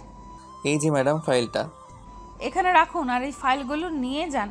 কালকের মধ্যে সব কমপ্লিট করে দিবেন, আর কোনো ভুল যেন না হয়। ম্যাডাম, একদিনের মধ্যে এতগুলো ফাইল আমার পক্ষে কমপ্লিট করা সম্ভব না। এই কয়েকটা ফাইল একদিনে কমপ্লিট করতে পারবেন না? তাহলে কিসের জন্য অফিসে আসেন? আবার আব্বু বলতো আপনি নাকি অফিসের সবচেয়ে কাজে ভালো কর্মচারী। ফারহান কিছু না বলে ফাইলগুলো নিয়ে সোহানার ক্যাবিন থেকে নিজের ক্যাবিনে চলে আসলো আর ফাইলগুলো কমপ্লিট করতে লাগলো। ফাইল দেখতে দেখতে প্রায় রাত 9টা বেজে গেল, আর মাত্র 3টা ফাইল আছে। সে 3টা ফাইল নিয়ে অফিস থেকে বাড়ির উদ্দেশ্যে বের হলো। অনেকক্ষণ যাবত দাঁড়িয়ে আছে, কিন্তু কোনো কিছুই পাচ্ছে না, তাই হাঁটা শুরু করে দিল। একটু হাঁটার পরে শরীরটা অনেক খারাপ লাগছিল, তাই একটা দোকানে গিয়ে বসলো। দোকানে বসার কিছুক্ষণ পরে একটা গাড়ি এসে দোকানের সামনে দাঁড়ালো। গাড়ি থেকে একটা মেয়ে বের হয়ে আসলো। মেয়েটাকে অনেক চেনা চেনা লাগছিল, কোথায় যেন দেখেছে মনে হচ্ছে। ফারহান মেয়েটার দিকে তাকিয়ে সব ভাবছে, আর মেয়েটা তার সামনে এসে ডাকছে, তুই ফারহান না? কিন্তু আপনি কে? আরে আমি মেঘলা, আমাকে তুই চিনতে পারতেছিস না? ও তুই? সরি রে, তোকে চিনতে পারি নাই। It's okay. তা কেমন আছিস? ভালো না রে, তুই? আমি ভালো আছি। আচ্ছা তুই ভালো নাই কেন? পরে এক সময় বলবো নে। তা এখানে কি করিস, আর দেশে আসছিস কবে? কালকেই দেশে আসছি, আর তোকে দেখতে খুব ইচ্ছে করতেছিল, তাই তোদের বাড়ি চাইতেছিলাম। ও আমাকে তোর মনে আছে দেখছি। তোকে ভুলে যাব? এটা তুই ভাবলি কি করে? হারে মজা করলাম।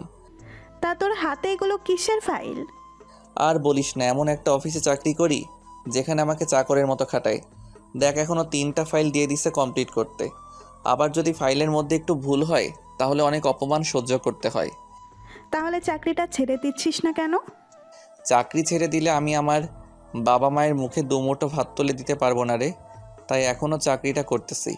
কিন্তু এখন অনেক খারাপ লাগে রে। তুই কালকেই এই চাকরি ছেড়ে দিবি? চাকরি ছেড়ে দিলে আমার বাবা ও মাই যে না খেয়ে মরে যাবে রে। কে বলছে না খেয়ে মরে যাবে? আমি তোকে নতুন চাকরি দিব আমার অফিসে, তাও আবার ম্যানেজার পদে। করুণা করছিস, আমার উপর দয়া দেখাচ্ছিস? কি বলছিস এসব ফারহান? শোন, তুই আমার বেস্ট ফ্রেন্ড। তোর বিপদের সময় যদি আমি তোকে সাহায্য না করি তাহলে কে করবে? আর তুই এটাকে করুণা বা দয়া কেন ভাবতেছিস? আমি তোকে আমার অফিসে ম্যানেজার পদটা উপহার হিসেবে দিলাম। চুপ। এখন চল, তোদের বাড়িতে যাব।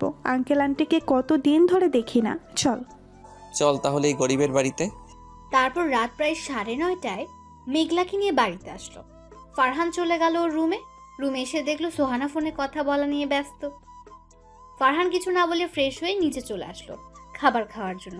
এসে দেখে মেঘলাকে আম্মু নিজের হাতে খাবার দিচ্ছে, আর মেঘলাও বাচ্চাদের মতো খাচ্ছে। তারপর ফারহান খাওয়া দাওয়া করে চলে আসলো ছাদে এসে একটা কোনায় গিয়ে বসে আছে। তখনই কেউ আসলো বলে মনে হলো, তাকিয়ে দেখলো মেঘলা এসেছে ছাদে। মেঘলা ছাদে এসে পাশে বসলো, মনে হচ্ছে মনটা খারাপ, তাই মেঘলাকে জিজ্ঞেস করলো, কিরে, তোর মন খারাপ কেন? জানিস ফারহান, আজকে না তোর মাকে দেখে আমার মায়ের কথা অনেক মনে পড়ছে। তাহলে আন্টিকে কল দে।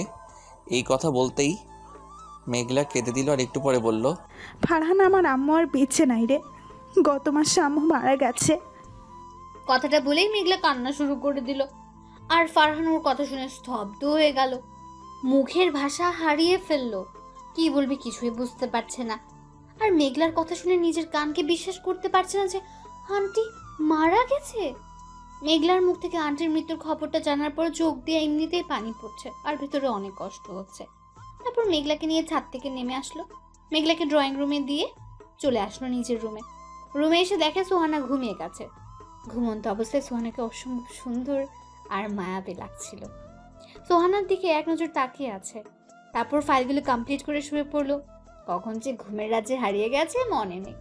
পরের দিন সকালে পাখির ডাকে ঘুম ভাঙলো। তারপর ফারহান ফ্রেশ হয়ে নাস্তা করে ফাইলগুলো নিয়ে চলে আসলো অফিসে। ফারহান আসার একটু পর সোহানা অফিসে আসলো। আসার পরে ফারহান ফাইলগুলো নিয়ে তার রুমে গেল। গিয়ে বলল, ম্যাডাম আসবো? আসেন। এই যে ম্যাডাম ফাইলগুলো। দেন। তারপর সোহানা ফাইলগুলো দেখতে লাগলো। ফারহান চুপ করে বসে রইল। ফারহান মনে মনে বলছে, আজকে যদি সোহানাই কিছু বলে তাহলে চাকরিটা ছেড়ে দিব, আর এত অপমান সহ্য করব না। একটু পরে সোহানা বলল, একটা কাজও কি ঠিক করে করতে পারেন না? কি হয়েছে ম্যাডাম? এই ফাইলটাতে তো ভুল কেন? কাজ করার সময় মন কোথায় থাকে আল্লাহ জানে। কেন আব্বু আপনার মতো একটা ছোট লোকে চাকরি দিয়েছে? অনেক বলেছেন ম্যাডাম, আর না দেখি ফাইলটা। সোহানা ফারহানের দিকে ফাইলটা এগিয়ে দিল। ফারহান ফাইলটা দেখে বলল, এই সামান্য ভুলের জন্য আপনি আমাকে এত কিছু বললেন, এত অপমান করলেন। আপনি চান আমি যেন আপনার অফিসে চাকরি না করি, তাই তো? তার জন্যই তো এত অপমান করেন, তাই না? এইটা আমাকে বললেই পারতেন, আমি চাকরিটা ছেড়ে দিতাম। শুধু শুধু কেন আমাকে এত অপমান করলেন? কেন আমার বাবা মাকে এত গালি দিলেন? আমি আপনার অফিসের কর্মচারী, চাকর না। এই কথাগুলো বলে সেখান থেকে চলে আসলো। আর এতক্ষণ সোহানা ফারহানের কথাগুলো এক ধ্যান দিয়ে শুনছিল, কিছুই বলছিল না। সোহানা হয়তো অনেক অবাক হয়েছে ওর মুখে এমন কথাগুলো শুনে। ফারহান সোহানার রুম থেকে বের হয়ে সোজা নিজের টেবিলে এসে পড়ল। এসে একটা রিজাইন লেটার লেখে আবার সোহানার রুমে গেল। ফারহান এবার কোনো অনুমতি না নিয়ে সোজা ওর রুমে ঢুকে গেল। তারপর সোহানার সামনে রিজাইন লেটারটি দিয়ে বলল, ম্যাডাম, আজ থেকে আপনার অফিসের চাকরিটা আমি ছেড়ে দিলাম। এই লেটারে সাইন করে দিয়েন। তারপর সেখান থেকে সোজা বাসায় চলে আসলো। বাসায় এসে কলিং বেল দিতে মেঘলা এসে দরজা খুলে দিল। ফারহান সোজা ওর রুমে চলে গেল। গিয়ে ফ্রেশ হয়ে চলে আসলো ছাদে। ছাদে দাঁড়িয়ে আছে এমন সময় মেঘলা এসে পাশে দাঁড়ালো আর বলল, কি রে, তোর কি হয়েছে? সোহানার কি আজকেও তোকে অপমান করছে? তোকে না বললাম চাকরিটা ছেড়ে দিতে? চাকরিটা আজকে ছেড়ে দিয়েছি। খুব ভালো করেছি। আচ্ছা বল, আমাদের অফিসে জয়েন করছিস? কালকে থেকেই করতে চাই। কালকে না, পরশু থেকে করিস। আর এই 2 দিন তোর কাজ হলো আমাকে নিয়ে ঘোরাঘুরি করা। অনেক দিন পরে দেশে এসেছি, এখনও ঘোরা হয়নি। বিকেলে তোর সাথে ঘুরতে যাব। আচ্ছা, বিকেলে রেডি হয়ে থাকিস। ঠিক আছে। তারপর দুজনে নিচে আসলো। এসে আম্মুকে বললো খাবার দিতে। আম্মু ওদের দুজনকে খাবার দিল। ফারহান আর মেঘলা খেয়ে চলে আসলো রুমে। এসে দুজনই গল্প করতে থাকলো। মেঘলা এক সময় বলল, শুনলাম তুই নাকি বিয়ে করেছিস। তো তোর বউ দেখতে কেমন? দেখতে মাশাআল্লাহ একটা পরীর মতো, কিন্তু কিন্তু কি? কিছু না। আমার কাছে বল, কিন্তু কি? আরে কিছু না। বুঝছি, আমাকে তুই বন্ধু ভাবিস না। আচ্ছা শোন তাহলে। ফারহান মেঘলাকে সব বলল, যদি মেঘলা কিছু করতে পারে। বল এখন আমি কি করব? এখন একটা কাজ কর, প্রতি রাতে সোহানাকে বলবি, সোহানায় আমি তোমাকে ভালোবেসে ফেলেছি, প্লিজ আমাকে ছেড়ে যেও না। তারপর মেঘলার সাথে অনেকক্ষণ গল্প করে ঘুরতে যাওয়ার জন্য রেডি হয়ে নিল। আর মেঘলা তার রুমে গেল রেডি হতে। একটু পরে মেঘলা রেডি হয়ে আসলো। তারপর আম্মুকে বলে ফারহান আর মেঘলা ঘুরতে বের হলো। অনেক ঘোরাঘুরির পরে মেঘলাকে নিয়ে চিরচেনা নদীর পাড়ে চলে আসলো। মেঘলা আর ফারহান একটা গাছের নিচে গিয়ে বসলো। দুজনেই চুপচাপ বসে আছে, কারো মুখে কোনো কথা নেই। দুজনেই নদীর দিকে তাকিয়ে আছে। একটু পরে নীরবতা ভেঙে মেঘলা বলল, ফারহান, যদি সোহানাই তার বয়ফ্রেন্ডের চলে যায় তখন তুই কি করবি? জানি না কি করব, কিন্তু এইটুকুই জানি সোহানাকে ছাড়া আমি বাঁচতে পারবো না। সোহানাকে তুই অনেক ভালোবাসিস, তাই না? নিজের থেকে বেশি ভালোবেসে ফেলেছি এই কয়েকদিনে। এই পৃথিবীটা বড়ই অদ্ভুত, তাই না? কেউ ভালোবাসা পায় না আর কেউ ভালোবাসা পেয়েও চায় না। সোহানাই অনেক ভাগ্যবান যে তোর মতো স্বামী পেয়েছে। স্বামী পেয়েছে ঠিকই, কিন্তু সে তো আমাকে স্বামী হিসেবে মানে না। একদিন ঠিক মানবে, দেখে নিস। তোর ভালোবাসা সে ঠিকই বুঝবে। তাই যেন হয়। তারপর মেঘলাকে নিয়ে বাসায় চলে আসলো। দেখতে দেখতে রাত হয়ে গেল। সোহানা বাসায় চলে এসেছে। মেঘলা ওকে বলল আজকে সোহানাকে ভালোবাসি কথাটা রাত্রে বলবে। সবাই মিলে খাওয়া দাওয়া করে যে যার রুমে চলে গেল। ফারহান সোহানার আগের রুমে চলে এসেছে। একটু পরে সোহানাও আসলো। সোহানা আসার পর মেঘলার কথা মতো সোহানাকে বলল, সোহানা, তোমাকে কি বলার ছিল? বল। সোহানা, এই কয়েকদিনে আমি তোমাকে নিজের থেকেও বেশি ভালোবেসে ফেলেছি। I love you Sohana. Please please আমাকে ছেড়ে চলে যেও না। ঠাস ঠাস ঠাস করে সোহানা ফারহানকে 4টা থাপ্পড় মারল। তারপর বলল, তোর কি যোগ্যতা আছে আমাকে ভালোবাসার? আর তুই ভাবলি কি করে তোর মতো ছোট লোকের বাচ্চাকে আমি ভালোবাসবো? তুই কি ভুলে গেছিস তুই আমার অফিসের সাধারণ একজন কর্মচারী? তোর মাথায় কি কোনো জ্ঞান বুদ্ধি নাই?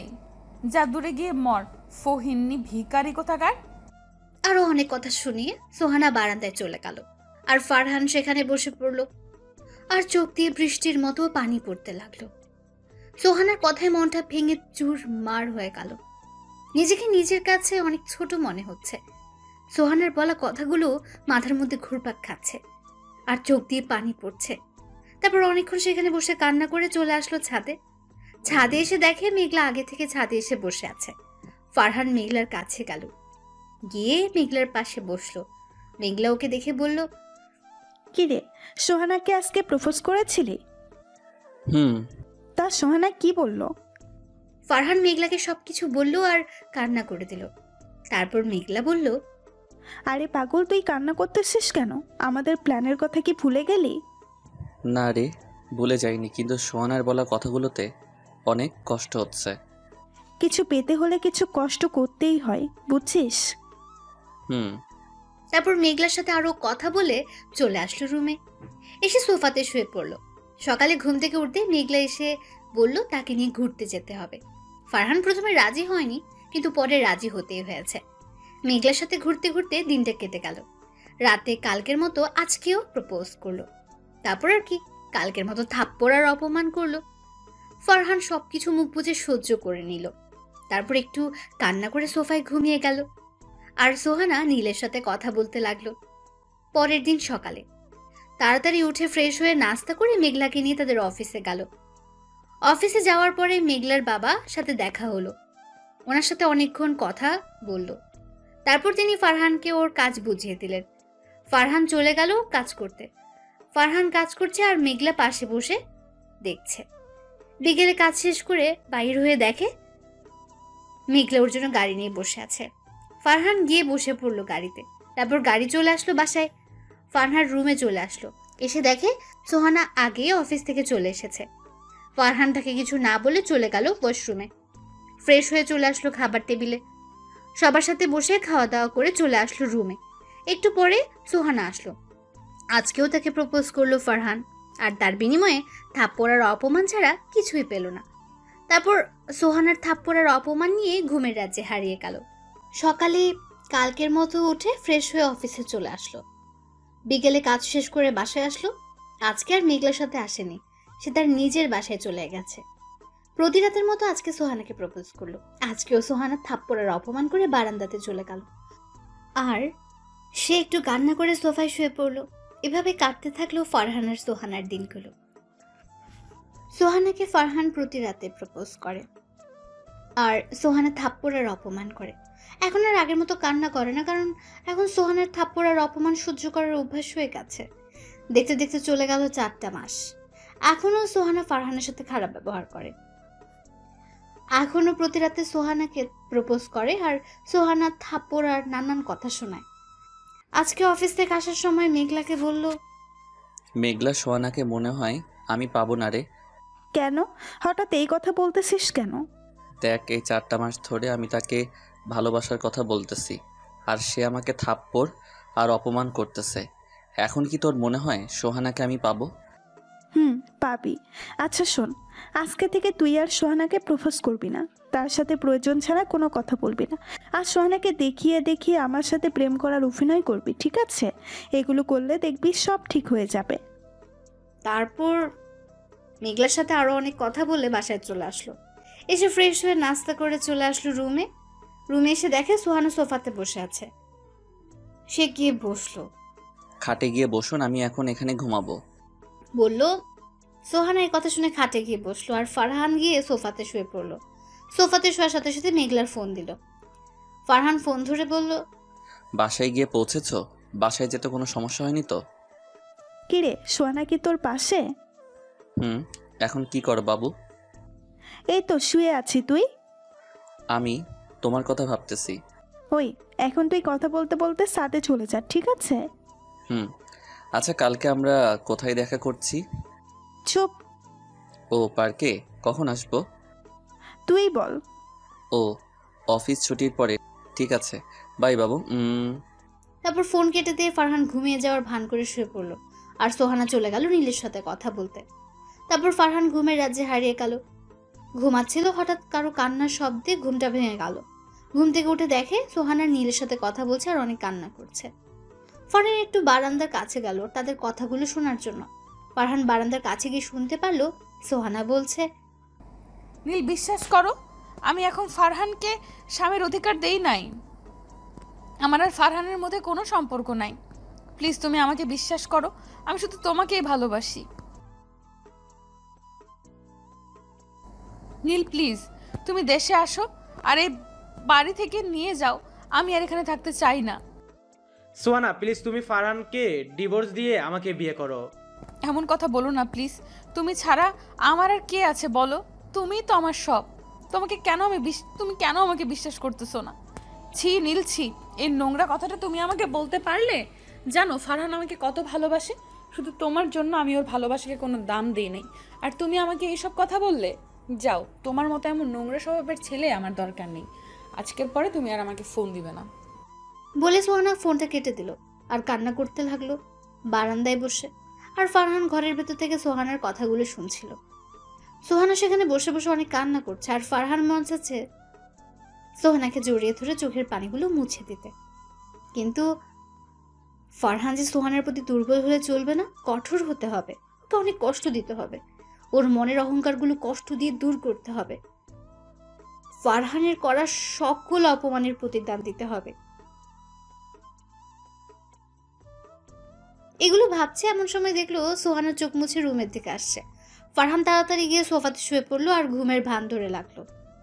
সোহানা রুমে এসে ফারহানের পায়ে ধরে মাফ চাইতে থাকলো আর বলতে লাগলো, ফারহান, তুমি আমাকে মাফ করে দাও। আমি তোমার ভালোবাসা না বুঝে দিনের পর দিন তোমাকে অপমান করেছি, অনেক থাপ্পড় মেরেছি। প্লিজ তুমি আমাকে মাফ করে দাও। আজকে থেকে তোমার সব কথা আমি শুনবো। তুমি যেভাবে চলতে বলবে সেইভাবেই চলবো। তোমাকে আর কখনো আমি অপমান করব না, থাপ্পড় দেব না। প্লিজ তুমি আমাকে তোমার করে নাও। জানো ফারহান, আজকে আমাকে নীল অবিশ্বাস করেছে। সে বলেছে আমি নাকি একটা নষ্ট মেয়ে। এই কথাটা বলেই সোহানা কান্না করে দিল আর ফারহান ঘুমের ভান ধরে সবকিছু শুনতে লাগলো। আজকে নিজেকে অনেক সুখী মনে হচ্ছে, কারণ আজকে সোহানা ওকে মেনে নিয়েছে।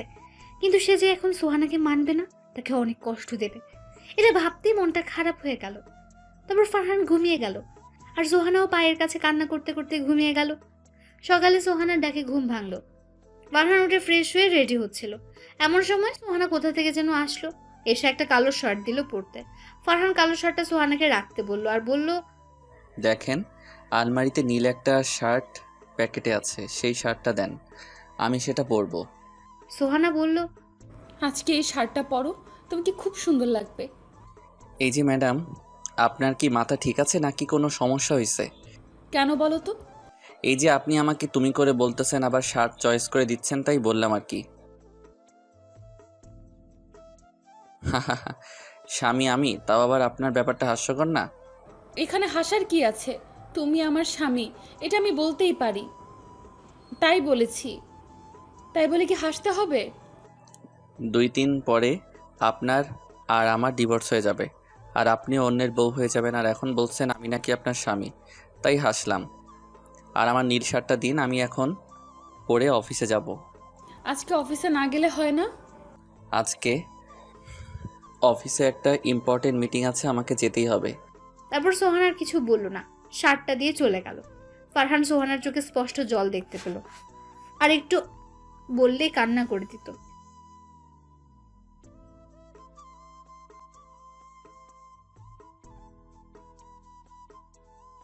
কি রে, কি অবস্থা?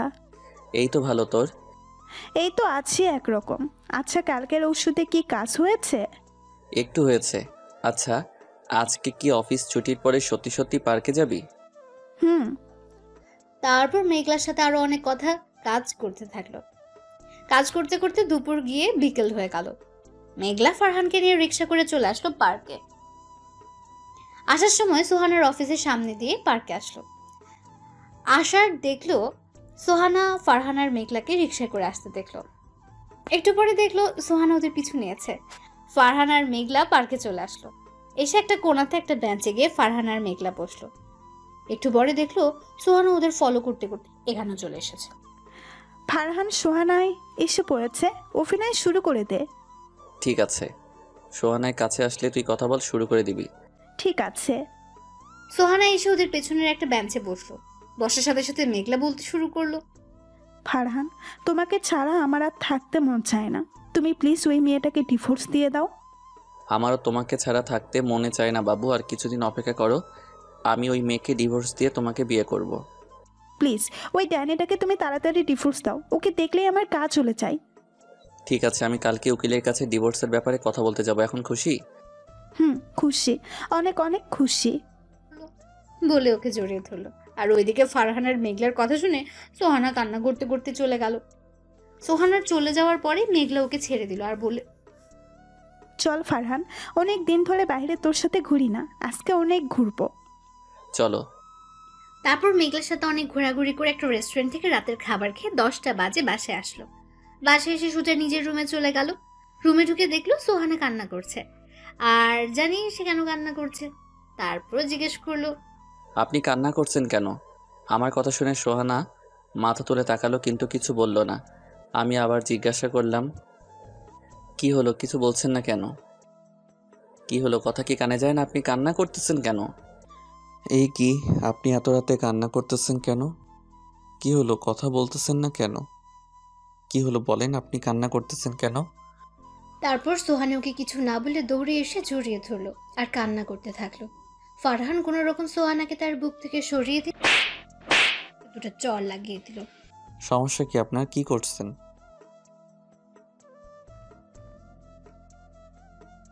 সরি, আমি আপনাকে এখন ভালোবাসতে পারবো না। আমি এখন মেঘলাকে ভালোবাসি।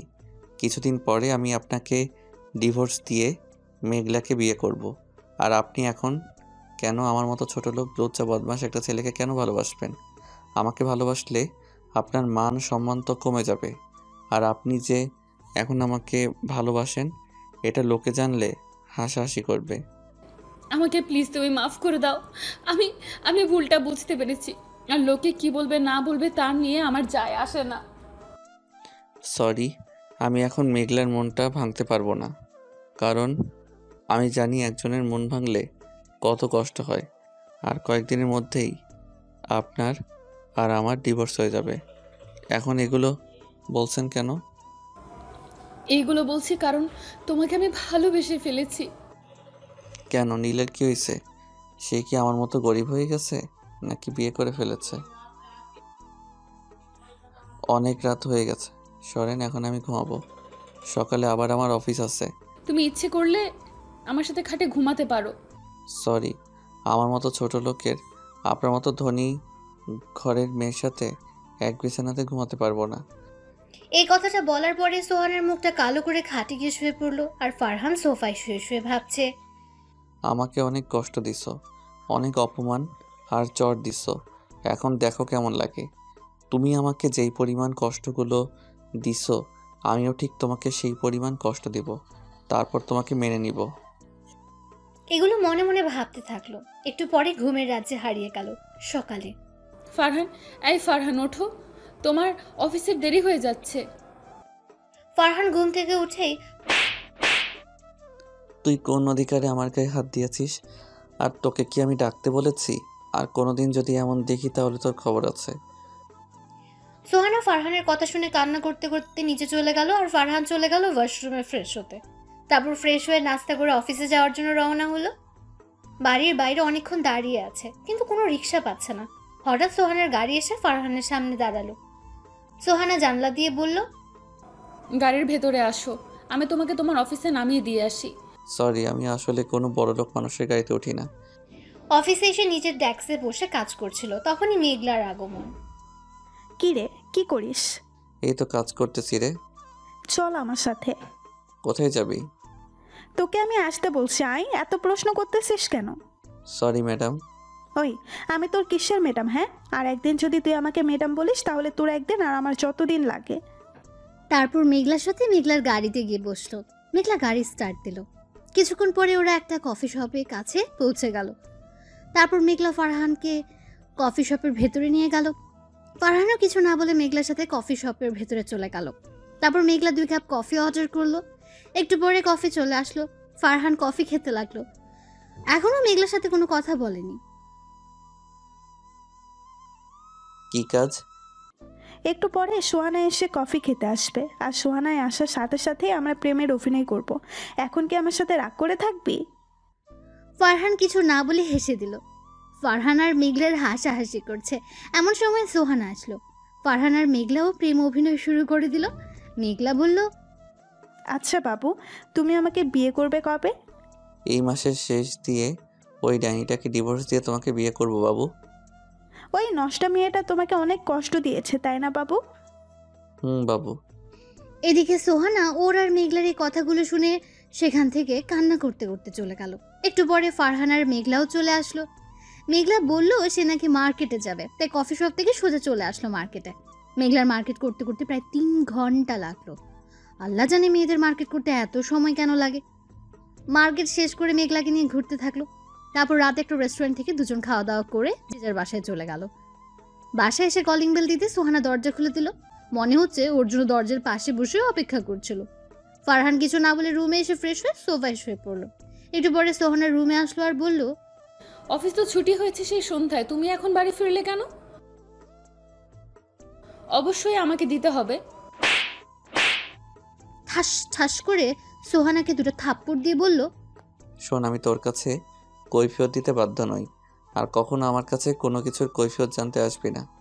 যদি আসিস তাহলে আজকের থেকে বেশি জোরে মাইর খাবি, কথাটা যেন মাথায় থাকে। আর তুই যে সময় অনেক দেরি করে বাসায় ফিরতি, তখন কি আমি তোর কাছ থেকে কৈফিয়ত চাইতাম? কখনোই চাইতাম না। সো তুইও আমার কাছে কোনো কৈফিয়ত চাবি না। আর মাকে বলিস আমি বাহির থেকে খেয়ে এসেছি। সোহানা মাথাটা ঝুলিয়ে হ্যাঁ বলল। তারপর ফারহান ঘুমিয়ে গেল। এভাবেই চলছিল দিনকাল। ফারহান সোহানাকে আগের থেকে আরো বেশি কষ্ট আর অপমান করে আর থাপ্পড়ও দেয়। দেখতে দেখতে 5 মাস 20 দিন শেষ হয়ে গেল, আর বাকি আছে মাত্র 10 দিন। ফারহান আর সোহানা ডিভোর্স হয়ে যাবে এরপর। এটা ভাবতে মনের মধ্যে ব্যথা অনুভব করতে থাকলো। মনে হচ্ছে কেউ ওর কলিজা আর মনের মাঝখানে হাতুড়ে দিয়ে পেটাচ্ছে। ভাবলো এই 10টা দিন সোহানাকে অনেক কষ্ট দেবে, তারপর সোহানাকে আপন করে নেবে। যেই ভাবনা সেই কাজ। আজকে মেঘলাকে বাড়িতে নিয়ে আসলো। ফারহান আর মেঘলা প্রেমের অভিনয় করবে তা দেখে সোহানা কষ্ট পাবে, তার জন্য মেঘলাকে বাড়িতে নিয়ে আসা। কারণ হলো কোনো মেয়ে তার স্বামীকে অন্য কোনো মেয়ের সাথে দেখতে পারবে না। তাই মেঘলাকে এই 10 দিনের জন্য বাড়িতে নিয়ে আসলো ফারহান। ফারহানের সাথে মেঘলাকে বাড়িতে ঢুকতে দেখে সোহানার মনটা খারাপ করে রুমে চলে গেল। ফারহান মেঘলাকে নিয়ে আম্মুর কাছে গেল আর বলল, আম্মু দেখো কে এসেছে। কে এসেছে রে? এটা বলার পরে মেঘলা ওর পেছন থেকে আম্মুর সামনে আসলো। মেঘলা আম্মুর সামনে যেতেই বলা শুরু করে দিল, কি রে মা, কেমন আছিস? ভালো আন্টি, তুমি কেমন আছো? আমিও ভালো আছি। তা তোর আব্বু কেমন আছে? তারা আসলো না কেন? তারাও ভালো আছে, আর তারা আজকে দেশের বাইরে যাচ্ছে 10 দিনের জন্য, তাই আসে না। ও, তুই তাহলে বস, আমি তোর জন্য কিছু খাবার নিয়ে আসি। আরে আন্টি, কিছু আনতে হবে না, আমি খেয়ে এসেছি এখানে। আম্মু শোনো। হ্যাঁ বল, শুনছি। আম্মু আঙ্কেল দেশের বাইরে যাবেন, তাই মেঘলাই আমাদের বাসাতে 10 দিন থাকবে। তা তো থাকবেই, তুই না বললেও আমি মেঘলাকে এই 10 দিনের জন্য এই বাসায় রেখে দিতাম। তারপর মেঘলা আর আম্মু কথা বলতে থাকলো। ফারহান চলে আসলো ওর রুমে। রুমে এসে দেখে সোহানা বিছনাতে শুয়ে ফুপিয়ে ফুপিয়ে কান্না করছে। সোহানাকে কান্না করতে দেখে ফারহানের অনেক কষ্ট হচ্ছিল। মনটা চাচ্ছিল সোহানাকে শক্ত করে জড়িয়ে ধরে ওর চোখের পানিগুলো মুছে দিতে। মন চাচ্ছিল সোহানাকে বুকে জড়িয়ে তার কপালে একটা ভালোবাসার পরশ এঁকে দিতে, কিন্তু এগুলো করলো না। ফারহান রুমে ঢুকে ধমক দিয়ে সোহানাকে বলল, কি হয়েছে, এমন ঢং করছেন কেন? মেঘলাকে তুমি কেন এই বাড়িতে নিয়ে এসেছো? আজ বাদে কাল আমি মেঘলাকে বিয়ে করব, তাই নিয়ে এসেছি। আচ্ছা, মেঘলাকে নিয়ে আসাতে তোমার কোনো সমস্যা হচ্ছে? সমস্যার কারণ হলো কোনো মেয়ে তার স্বামীকে অন্য মেয়ের সাথে দেখতে পারবে না। কে তোমার স্বামী? তুমি আমার স্বামী, আর আমি আমার স্বামীর ভাগ কাউকে দেব না। আমার মতো ছোট লোক, লুচ্চা লম্পট, যার স্বভাবের ঠিক নেই, সে তোমার স্বামী? তুমি কি আমাকে স্বামী হিসেবে মানতে পারবে? আমি তোমাকে স্বামী হিসেবে মানতে পারবো, আর আমার আগের কার্যকর্মের জন্য আমি দুঃখিত। প্লিজ তুমি আমাকে মাফ করে দাও আর আমাকে আপন করে নাও। সরি, এখন আমি আপনাকে স্ত্রী হিসেবে মানতে পারবো না। কি গ্যারান্টি আছে আপনি ভালোই নাকি খারাপই? বলা তো যায় না। বয়ফ্রেন্ডের সাথে কি না কি করছেন, এমনও তো হতে পারে যে আপনার চরিত্রের ঠিক নাই। ফারহান চুপ করো, আমি আর নিতে পারতেছি না। সত্যিটা সবারই শুনতে খারাপ লাগে, আপনারও লাগতেছে? প্লিজ ফারহান, তুমি আমাকে বিশ্বাস করো, একটা সুযোগ দাও আমাকে, প্লিজ একটি সুযোগ দাও। এ কি, আমার মতো একটা ছোট লোক, চরিত্রহীন ছেলের পা আপনি কেন ধরছেন? প্লিজ ফারহান, এগুলো বলে আমাকে আর কষ্ট দিও না। আমি আমার ভুলটা বুঝতে পেরেছি, এখন তুমি আমাকে ক্ষমা করে দাও। আমি কাউকে ক্ষমা করতে পারবো না। আমি ক্ষমা করার মালিক না। ক্ষমা যদি চাইতেই হয় তাহলে আল্লাহর কাছে চান, আমার কাছে না। এটা বলে ফারহান সেখান থেকে চলে আসলো। যদি এখন না চলে আসতো তাহলে হয়তো এখনই সোহানাকে আপন করে নিতে হতো, কারণ সোহানার চোখের জল ফারহান সহ্য করতে পারে না। রুম থেকে বের হতে দেখে রুমে দরজার পাশে মেঘলা দাঁড়িয়ে আছে। ফারহান মেঘলাকে দেখে বলল, কিরে, তুই এখানে দাঁড়িয়ে আছিস কেন? তোকে ডাকতে এসেছিলাম, এসে দেখি তুই আর সোহানাই কথা বলতেছিস, তাই আর ভেতরে যাই নাই। আচ্ছা, এখন আমার সাথে আমার রুমে চল। তারপর মেঘলার সাথে রুমে গেল, গিয়ে ওর কাছে বসলো। ফারহান বসতে মেঘলা বলল, ফারহান অনেক কষ্ট দিয়েছিল সোহানাকে, এখন তো সোহানাকে মেনে নেওয়া উচিত। আমিও সেটাই ভাবতেছি, সোহানাকে মেনে নিব নাকি আরও কষ্ট দিব। অনেক তো কষ্ট দিলি, এবার মেয়েটাকে মেনে নে, সে তো তার ভুল বুঝতে পেরেছে। এই 10টা দিন কষ্ট দিয়ে নেই, তারপর মেনে নিব। তার আগে যদি মেঘলা কিছু করে বসে তখন কি করবি? বলা তো যায় না, সোহানা যেই পরিমাণের রাগী। মেঘলার মুখে এমন একটা কথা শুনে বুকের বাম পাশটা একটু কেঁপে উঠলো। তারপর ভাবতে থাকলো যে আর সোহানাকে কষ্ট দেবে না, আর সোহানাকে অপমান করবে না, কথায় কথায় সোহানার গায়েও হাত তুলবে না, সোহানাকে কালকে আপন করে নেবে। তারপর ফারহান মেঘলার রুম থেকে চলে আসলো নিজের রুমে। রুমে এসে দিল একটা ঘুম। সোহানার ডাকে ওর ঘুম ভাঙলো। ঘুম থেকে উঠে দেখে সন্ধ্যা হয়ে গেছে, তাই ফ্রেশ হয়ে চলে আসলো ছাদে। ছাদে দাঁড়িয়ে আকাশের দিকে তাকিয়ে ভাবতে থাকলো, বাস্তবতাটা বড়ই অদ্ভুত। এতদিন সোহানার পিছনে আমি ঘুরেছি, কিন্তু সোহানা আমাকে কোনো পাত্তা দেয়নি। আর এখন সোহানাই আমার পিছনে ঘুরতেছে, আমি তাকে কোনো পাত্তা দিচ্ছি না। আগে সে আমার সাথে খারাপ ব্যবহার করত, আর এখন আমি তার সাথে খারাপ ব্যবহার করি। এগুলো ভাবছে এমন সময় সোহানা ছাদে এসে বলল, এই সময় তুমি ছাদে কি করছো? আকাশের তারাগুলো গুনতেছিলাম। আপনি এখন ছাদে এসেছেন কেন? তোমাকে খুঁজতে এসেছিলাম। আমাকে খুঁজছেন কেন জানতে পারি? রুমে একা একা ভালো লাগছিল না, তাই ভাবলাম তোমার সাথে গল্প করব, তাই তোমাকে খুঁজতেছিলাম। আমার মতো ছোট লোক, চরিত্রহীন ছেলের সাথে আপনি কি গল্প করবেন? আর আমার মতো ছেলের তো বিশ্বাস নাই, সুযোগ পেলেই আপনার ইজ্জতের উপরে হাত দিতে পারি। প্লিজ ফারহান, তুমি আমাকে মাফ করে দাও। আর আমি আমার আগের ব্যবহারের জন্য খুবই দুঃখিত, খুবই লজ্জিত। আপনাকে মাফ করব, কিন্তু আমার কিছু শর্ত আছে। যদি আপনি শর্তগুলো রাজি হন তাহলে আমি আপনাকে মেনে নিব। বলো ফারহান, কি শর্ত? আমি তোমার সব শর্ত মানতে রাজি আছি। আমার প্রথম শর্ত হলো 5 ওয়াক্ত নামাজ পড়তে হবে। দ্বিতীয় শর্ত হলো আমার বাবা মাকে নিজের বাবা মা মনে করে সেবা করতে হবে। তৃতীয় শর্ত হলো কোনো অহংকার আপনার মনে থাকতে পারবে না। আর চতুর্থ শর্ত হলো আমার অনুমতি ছাড়া কোনো পুরুষের সাথে কথা বলতে পারবেন না। এখন বলুন, আপনি কি আমার শর্তগুলো মানতে পারবেন? আমি তোমার সব শর্ত মানতে পারবো। তুমি আমাকে আপন করে নিবে তো?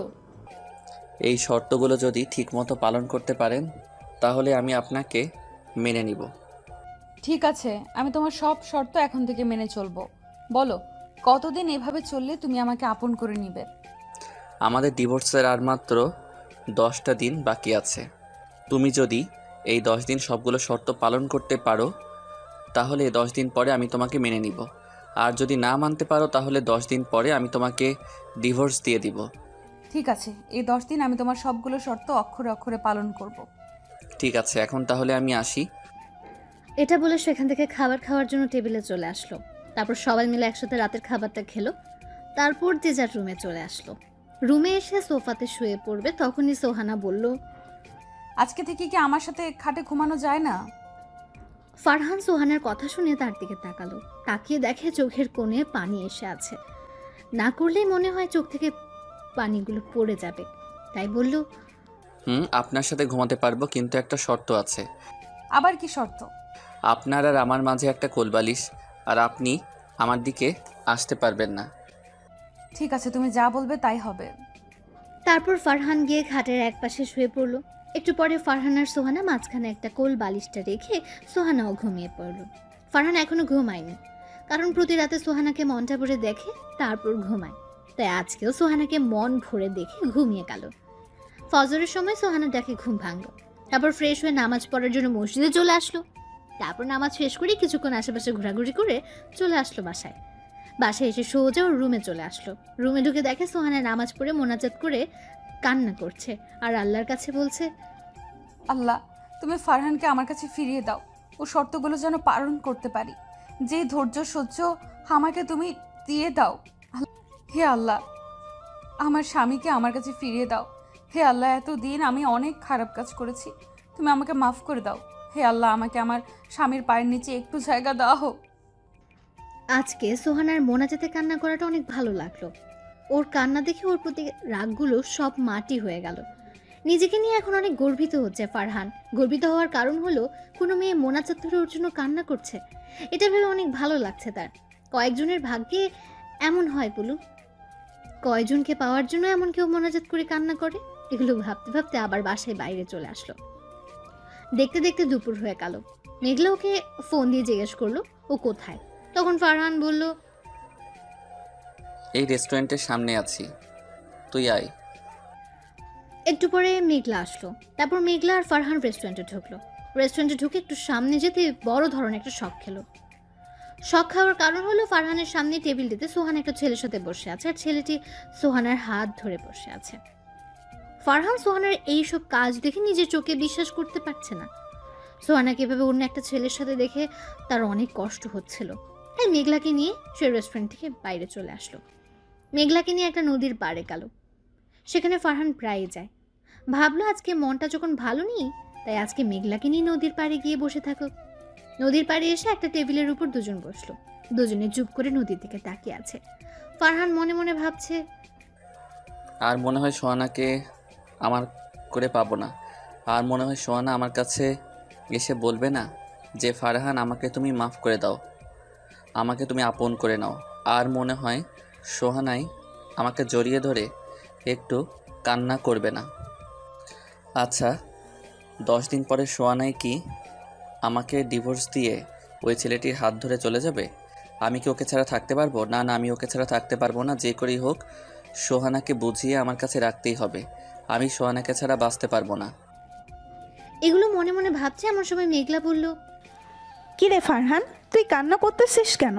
কই, আমি তো কান্না করতেছি না, মনে হয় চোখে কি যেন গেছে। তুই কি আমাকে ছোট বাচ্চা মনে করিস? আমি কিছুই বুঝি না। কান্না করা ছাড়া আর কি করবো বলো? কান্না না করে ভাবতে থাক কি করে সোহানাকে তোর কাছে রাখবি। সেটাই তো ভাবতেছি, কি করো এখন সোহানাকে আমার কাছে রাখবো? আরে মন খারাপ করোস কেন? আমি তো তোর পাশে আছি। চলো বাসায় যে অনেক খিদে লাগছে। চল। তারপর মেঘলাকে নিয়ে সে বাসায় চলে আসলো। বাসায় এসে দেখে সোহানা আগে বাসায় চলে এসেছে। ফারহান বাসায় যেতেই বলল, এই, তুমি এতক্ষণ কোথায় ছিলে? আমি সেই কখন থেকে তোমাকে খুঁজতেছি। ফারহান চুপ। চুপ থাকার কারণ হলো সোহানার কথা শুনে মনে হচ্ছে সে তাকে ডিভোর্সের জন্যই খুঁজছে। কি হলো, কথা বলছো না কেন? কোথায় ছিলে এতক্ষণ? এই তো একটু নদীর পাড়ে গিয়েছিলাম। জানো ফারহান, আজকে আমি অনেক খুশি। সোহানার মুখে এমন কথা শুনে বুকের বাম পাশটা কেঁপে উঠল। তারপর ফারহান একটু স্বাভাবিক হয়ে বলল, এত খুশির কারণটা কি জানতে পারি? আজকে নীল এসেছিল আমার কাছে। আমাদের বাসায় এসেছিল? না, এই বাসায় আসে না। তোমার সাথে শপিং মলে দেখা হয়েছিল, তারপরে একটা কফি শপে আমাকে নিয়ে গিয়েছে। তারপর? নীল এখন আমাকে বিয়ে করতে চায়, আমার সাথে সব কিছু আবার আগের মতো করতে চায়। তা তুমি কি বললে? আমি কিছু বলিনি। ও তা সারাদিন তো মনে হয় কিছু খাও নাই।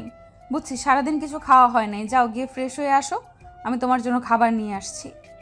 তারপর ফারহান ফ্রেশ হতে চলে আসলো। ফ্রেশ হয়ে এসে দেখে মেঘলাকে সাথে করে নিয়ে এসেছে খাবার খাওয়ার জন্য। খাওয়া শুরু করার সময় ঘটলো আরেক ঘটনা।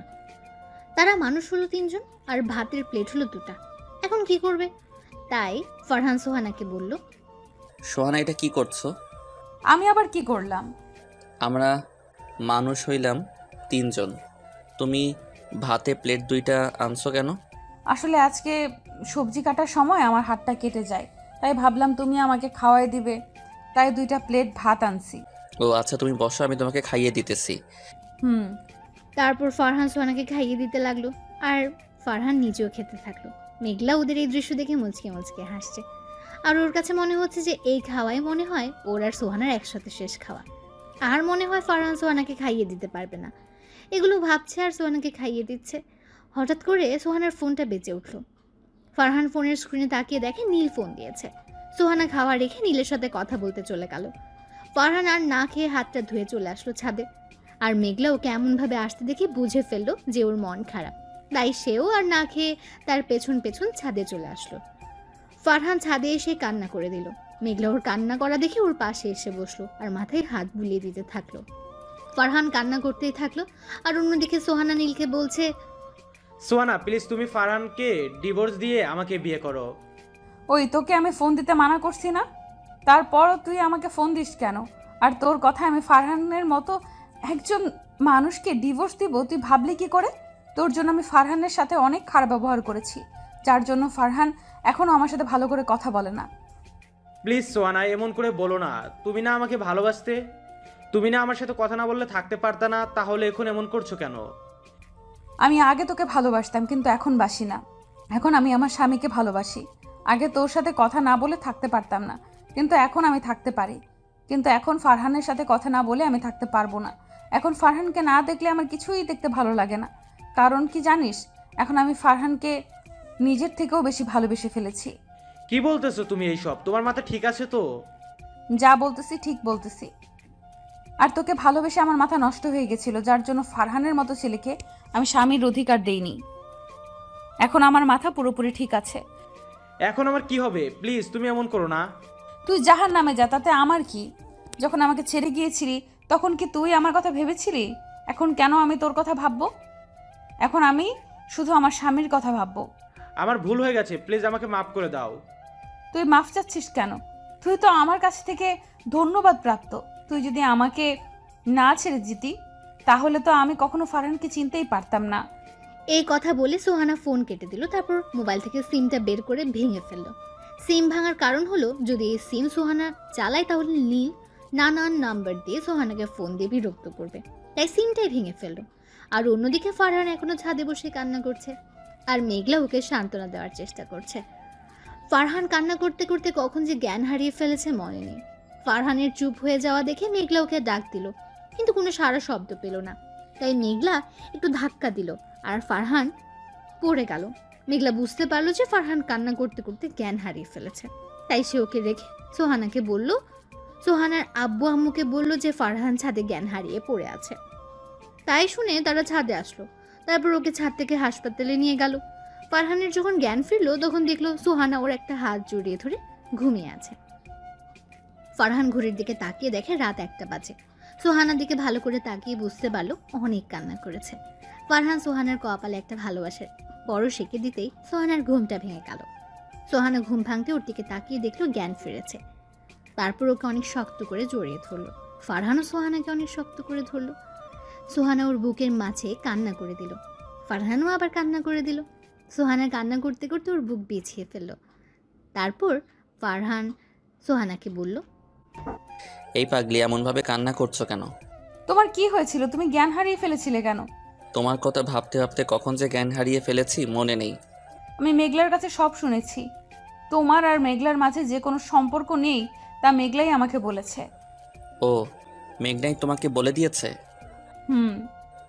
আচ্ছা সোহানা, তুমি আমাকে ছেড়ে নীলের সাথে চলে যাবে না তো? জানো তুমি চলে গেলে আমি মরেই যাব। না পাগল, আমি তোমাকে ছেড়ে কখনোই নীলের কাছে যাব না, আর কখনোই তুমি মরে যাওয়ার কথাও মুখে আনবে না, মনে থাকবে? তুমি আমাকে কখনো কষ্ট দিও না, তাহলে আমিও আর মরে যাওয়ার কথা মুখে আনবো না। ঠিক আছে। পাগল। পাগলি। তারপরের দিন ওকে বাসায় আনা হলো। সারাদিন সোহানা ওর পাশেই ছিল। যখন ওর যা প্রয়োজন সব সোহানা এনে দিয়েছে। আজকে সোহানাকে পুরাই বউ বউ লাগছে। রাতে সোহানা আর ফারহান রুমে শুয়ে আছে। তখন সোহানা বলল, ফারহান, আমার না তোমার মতো একটা কিউট বেবি লাগবে। আমার মতো বেবি আনতে হলে তো তোমাকে অনেক কষ্ট করতে হবে। আমি কষ্ট করতে রাজি আছি। তাহলে বেবি আনার মিশন শুরু করা যাক। তার আগে তোমার পাঠক পাঠিকাদের বিদায় দাও।